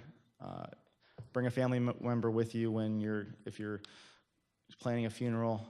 Funeral homes are required to give you a detailed price list. Be careful when they try to give you package deals because they might be increasing the costs. So understand the difference between funeral home basic fees and additional fees. Read all contracts and purchasing agreements before signing. Caskets are not required for direct cremation, so don't let funeral homes say you have to buy a casket if there is a cremation. Also, they may try and sell you something that says it'll keep the body inside the casket waterproof. It'll cost upwards of close to $1,000. It costs about $10 to $20 to make, and it doesn't work. So you really need to be careful. They will also try to sell multiple people the same plots. You have to really be careful on who you are dealing with. Fraudulent anti-aging products. We see that the commercials on TV all the time. This will make you look 20 years younger. If it sounds too good to be true, it probably is. Watch out for secret formulas and breakthroughs, research products. Use the Better Business Bureau. The website I put up before, bbb.org, it really goes into complaints on these different products. And you can search products, you can search keywords. I would utilize the scam tracker to check your area, but you can search keywords, search the product before you buy it, search the company before you purchase through them. Testimonials, celebrity endorsements are misleading. Consult the doctor if you're taking any new dietary or nutritional supplement. Make sure you're not just taking any dietary nutritional supplement that you find online. You don't know the effects it could have on you. You don't know what's in it. Consult your doctor. Counterfeit products is a huge form of income for people. They order pieces and products from overseas, not even just fraudulent anti-aging products, but even they're creating purses, creating watches. It's a very big economy, the fraudulent market. Unfortunately, when it gets into products that go directly on your skin or into your body, it directly affects your health. Chris, one question I had is if we could talk briefly about elder abuse. If there's somebody here who suspects that maybe a friend or a family member or something, an older person, has a romantic partner or a real romantic partner, not an internet romantic partner, or a child or something who's stealing their money or exploiting them financially, what resources are there for that? Should they contact the prosecutor's office, the ombudsman, or what resources are there? You contact Adult Protective Services, contact your local police department, because your local police department can do investigations into that. You can contact the prosecutor's office. We do investigations into elder abuse. If you do suspect that somebody is taking advantage, report it. Report it immediately. All too often we find that reports will come in for an elder abuse scenario, financial exploitation a year down the road, 2 years down the road, and sometimes it's too late. A lot of times we run into the fact where our victims, by the time it comes to us, they have Alzheimer's or we can't speak to them anymore. So there's no way to verify, did they actually give this person permission to do this? We can't verify that because we can't take a statement, we can't talk to them. So you need to report this as soon as possible if you actually think it is happening. Your local police departments can take the reports. They have their detective bureaus, and we work hand in hand with the local municipalities. And I want to add to that, we were talking earlier about Medicaid. If you make gifts to somebody, even if it's the result of a scam, if it's a housekeeper or something, or a girlfriend or a boyfriend, and you voluntarily make gifts to them, even if they're exploiting you, it usually counts as a gift for Medicaid purposes. So it can cause a lot of problems for you if somebody is the victim of these scams. It sounds crazy, but, and you really should report it to the authorities as soon as possible. Homeowner, reverse mortgage scams. Be careful when somebody tries to talk you into doing a reverse mortgage on your home. Sometimes they will try to have you do it so they can benefit financially off the money in the end. They may steal the money from you. Predatory lien pressured into taking a loan. Let's see. This website here, my main whole spiel today is about protecting yourself. This website right here for the FBI, you can even just Google it. It goes through every single scam I've talked about, and it gives you ways to protect yourself, and it explains everything in depth on what these types of scams are. I know some of them, like the romance scams, some of them sound silly sometimes, but people are falling for them every single day, and people are being tricked into sending thousands of dollars, their life savings, refinancing their home, just to give some money to people that they think they love or family members they think are in danger when it's actually not happening. So I would I advise you to protect yourself. Educate yourself on these different scams. And if you think you are a victim of scam, report it to your local police department. We can do an investigation. We can track money. Most of the time, we can't always get it back. A lot of times it goes overseas. We can't always make an arrest, but we're gonna make every effort we can to. Yes, sir. How long do you have after the death of a parent to report a fraud that you have evidence that you found after the fact, 2 or 3 years later, that there's a rascal in the driveway or in the garage with a tape still on it, that they sold them $10,000 or $20,000? I'll answer that question. So it depends on what the situation was exactly. Again, I'm not going to comment on specific situations from up here, but if with any crime, there's a statute of limitations to the crime, and it depends on what exactly the scammer did. And again, a lot of these scammers are based outside the United States. So if you can catch the person, that's a whole other question. But it depends on what happened. We can't really give a blanket answer. This is how long. But it's a good idea to report it either way. Right. I have full evidence, signed contract, that you didn't read any of this. The theft statute in New Jersey is I believe it's 5 years. So within a 5-year period is the statute of limitations on theft in the state of New Jersey. Yes. So it can't hurt to even just report it and have it documented in case it does go past into a different statute that has a longer statute of limitations. But the standard theft statute is like a 5-year period. Unless there's continuing conduct. Sometimes it could happen in, say, outside of that statute of limitations, but there's a continuing course of conduct which allows an investigation to still ensue. Yes, ma'am. Mr. Panisi, Yes. Protect yourself, that website, surely it apply to anyone, doesn't have to be serious. So the question is that if anyone who, for example, this young woman does not feel safe in her marriage for a long period of time, she could just come to this website, right? Because it's and safety right there. So contact that website, right? The website is more just to educate you on different scams and fraud schemes that are going on. Any single person can get scammed, any age group. I'm saying protect yourself as in make yourself knowledgeable on these different scams and schemes that are going on. That's what I mean by protect yourself, by educating yourself. If anybody feels unsafe in an environment, whether they are 20 years old, 40 years old, 60 years old, 80 years old, I would say report that. Speak with a family member. Speak with a close friend. Report it to the authorities. Yes, report it to the police, and also you could talk to a family law attorney about filing a temporary restraining order if there's an immediate threat where somebody doesn't feel safe. There's a lot of resources available. That's true. So the first step is to report it to the police if there really is an unsafe situation. Yes, ma'am. Spam is coming through your email, which it does for me. And my spam collector is collecting. Is the best thing at this point to just delete it, or is the best thing to send it to somebody authority? Because there's so much. Just delete it. There's so much that is sent on a daily basis. Delete it. Be careful if you are doing transactions via email. If you're speaking with somebody and they're going to send you an account number for you to wire money to, there's something called a business email compromise. People are inserting themselves into your conversation. They're masking their email address to appear to be the one of the person you're talking to, and they're sending you a different account number.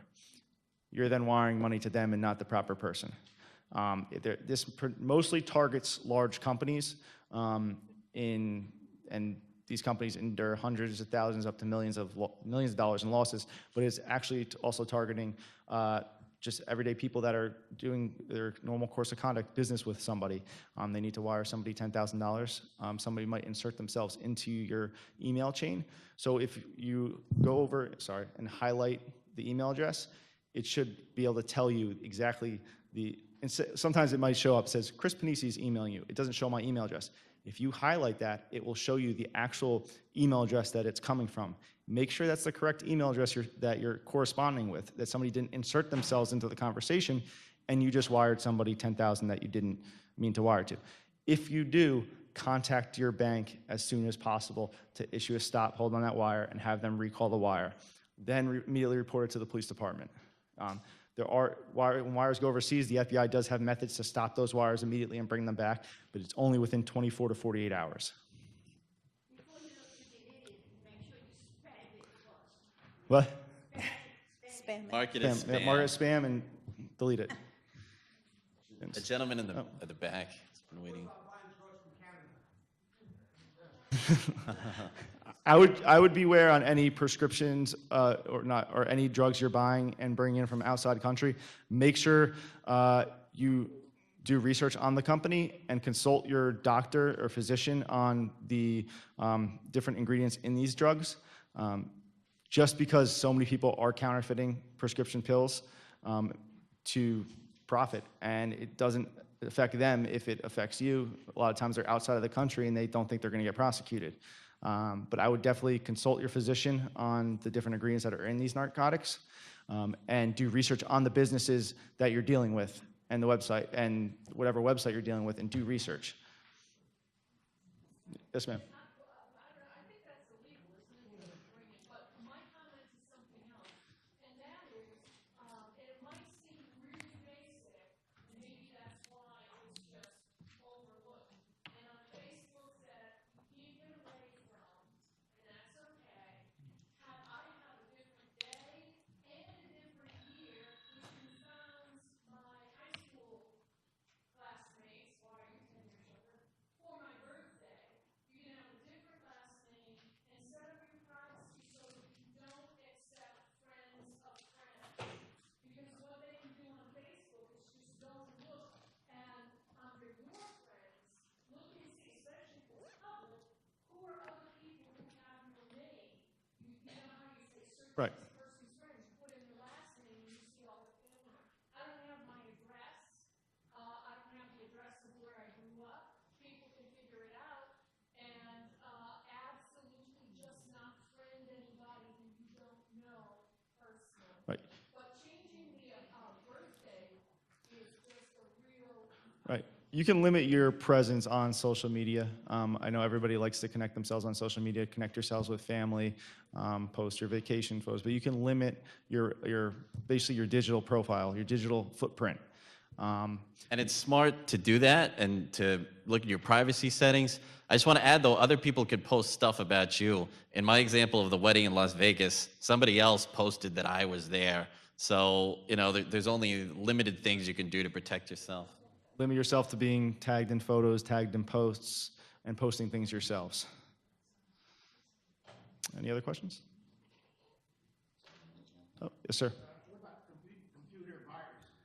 Computer viruses. Bec-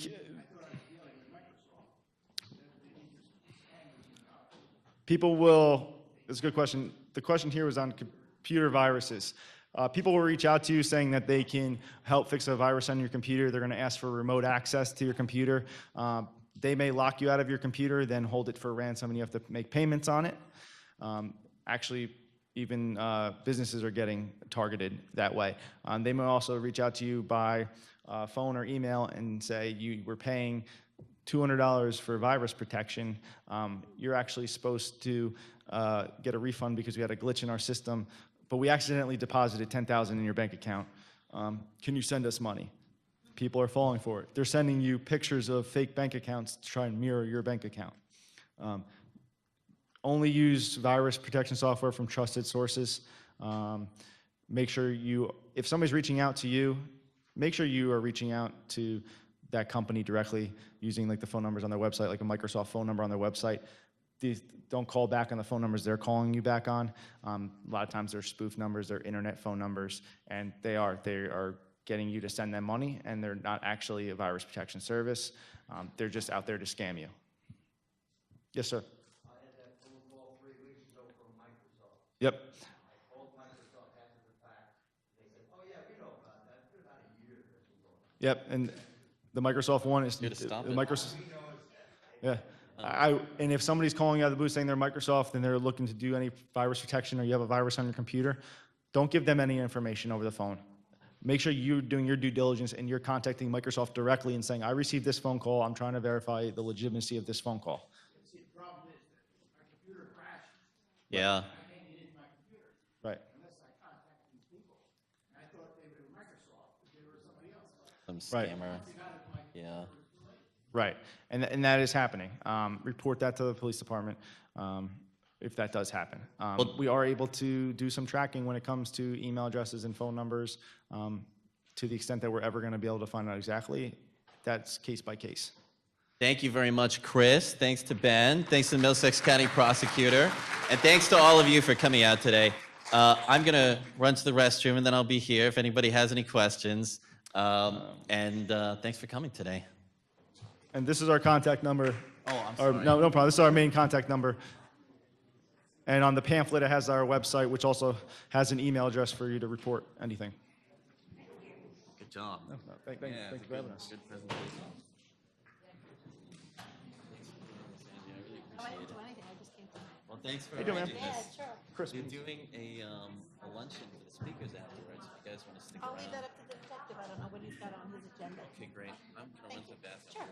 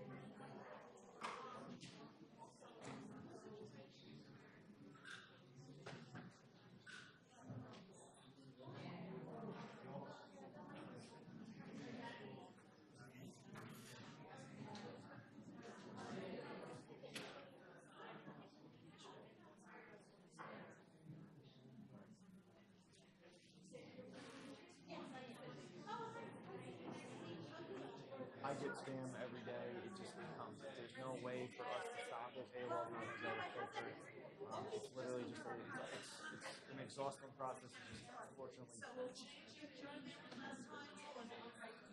it might, in the sense that you subscribe to less things. So when you subscribe to certain companies for emails, they're then giving your data and information away to their user agreements. Nobody reads the user agreements. So somebody might latch on, and then that company gives their information to somebody else. So all of a sudden you're getting something from Match.com, and you're like, I never even went on Match.com. Why am I getting something from Match.com? It's like an endless process that, unfortunately, there's no way to stop. You probably get less, but eventually it'll pick up again.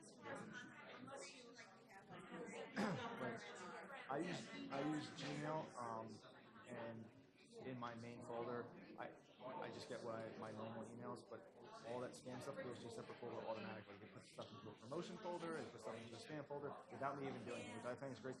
It kind of filters it for me, and then I go and I just delete everything. But all my primary and my main stuff go into my main folder because it starts recognizing who you're interacting with and who you're not interacting with. And you can tell, like, if company sending you a promotion email, it'll go to a promotion folder, or if social media, will go to a social media folder.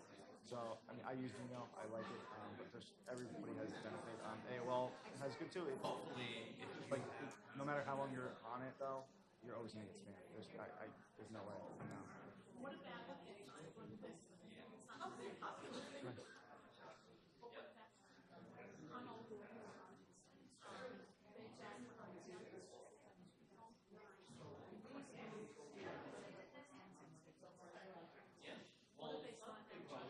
I'm saying go my name, my part. Legislation. Yeah. Gotta be heavy-duty legislation. I do. Yeah. I mean, I would definitely put your phone number on the do not call list. What name's on the deed? Yeah. So they only can affect my part. Yeah, as long as your name's on the deed, you're still on it, right? And No, if I'm it a was your part house- owner. I'm a part owner, not a whole 100%. I mean, to be honest with You you, can't go so far on protecting yourself, but at least if you try to take all the appropriate. Well, but if your name is on the deed, you're still on it. yeah, but I'm saying that there's 4 other people on it, or really more people Yeah. involved. So then it can only affect my share, right? Not necessarily. It depends on how it's set up. You could own the whole thing, especially if it was your house to begin with. You just had it in your name. It really depends on how it's set But I up. put it like to say, I have a bank account, 3 names on it. Yeah, I mean, this is my answer. It's based going on- far as the time This is when as it much as happens. I can tell you here. If you want to call me and make an appointment, I'll be happy to give you if you No, I don't have these deeds. I'm just asking you a question. If I decide to do that. Oh, yeah, I mean, it depends totally on how it's set up. Very good.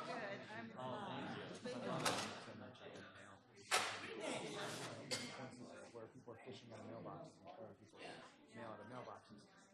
I don't see any problem with doing auto pay on your actual energy bill.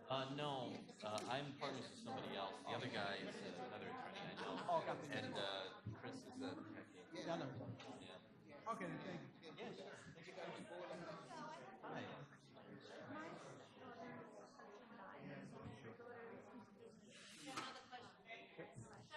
Pleasure meeting you. I'll come down there.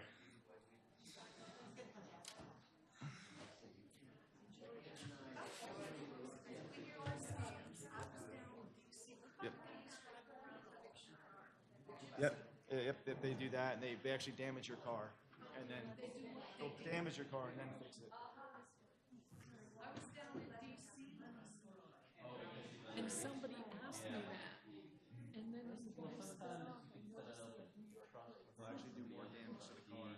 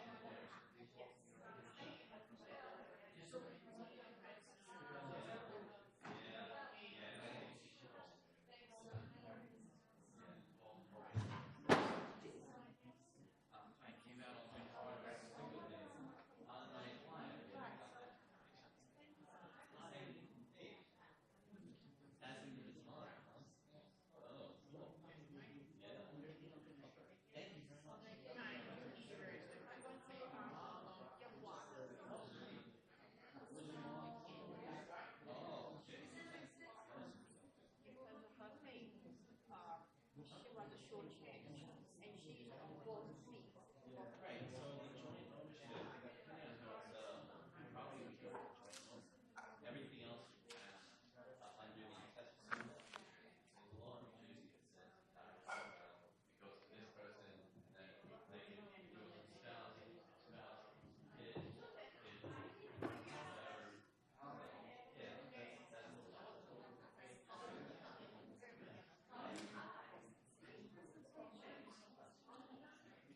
Yeah, that's the law.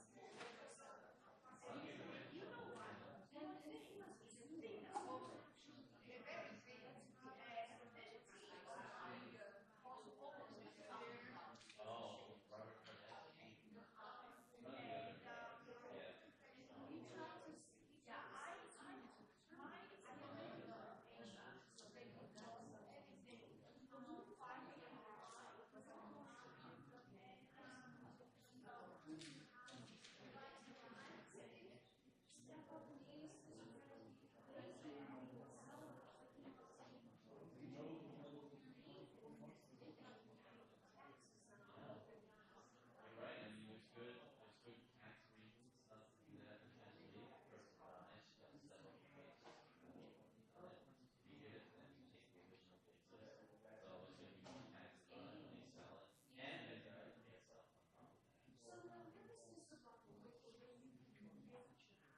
Yeah, so, you know, I told you up there, question my answer. I can't give you anything where you can go to this gentleman and tell them this is what you do. But I can tell them to do if they want to do is talk to the lawyer about it, the taxes customer. I just say, hey, I just wanted to let you know, they have a luncheon for all the speakers in the room. Everyone already left. But you guys are welcome to have some sandwiches and salad and stuff. Yeah.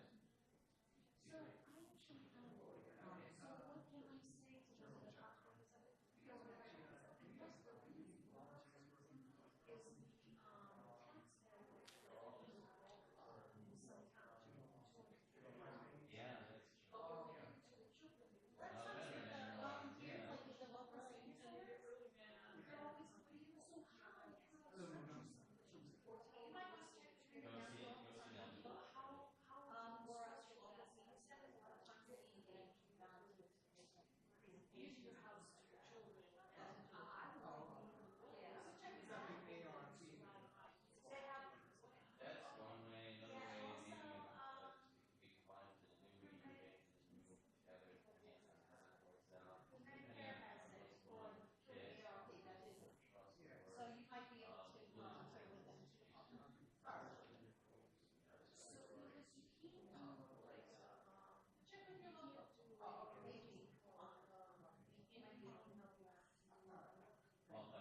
education. Yeah, that's only after 65. Oh, special needs spots. Yeah, it's older than 65. But then also, you got it. You have to do people like that. Yeah, qualified income trust, whatever. So, but, when you do something as a gift, you can only give away, like somebody had contacted me actually, said that they successfully guardianship. I'm great. Last year, and there's nothing on the board about family guardianship. And she had to tell them through my extensive researches, if the principal, it's no big deal, it's just guardianship. That's enough to compete. No, it's not enough to compete, it's enough to have a trial, have a lot of other stuff. But if they are considered, if they know enough about it, and the guardianship isn't the right seniors for them. Have you ever seen it before?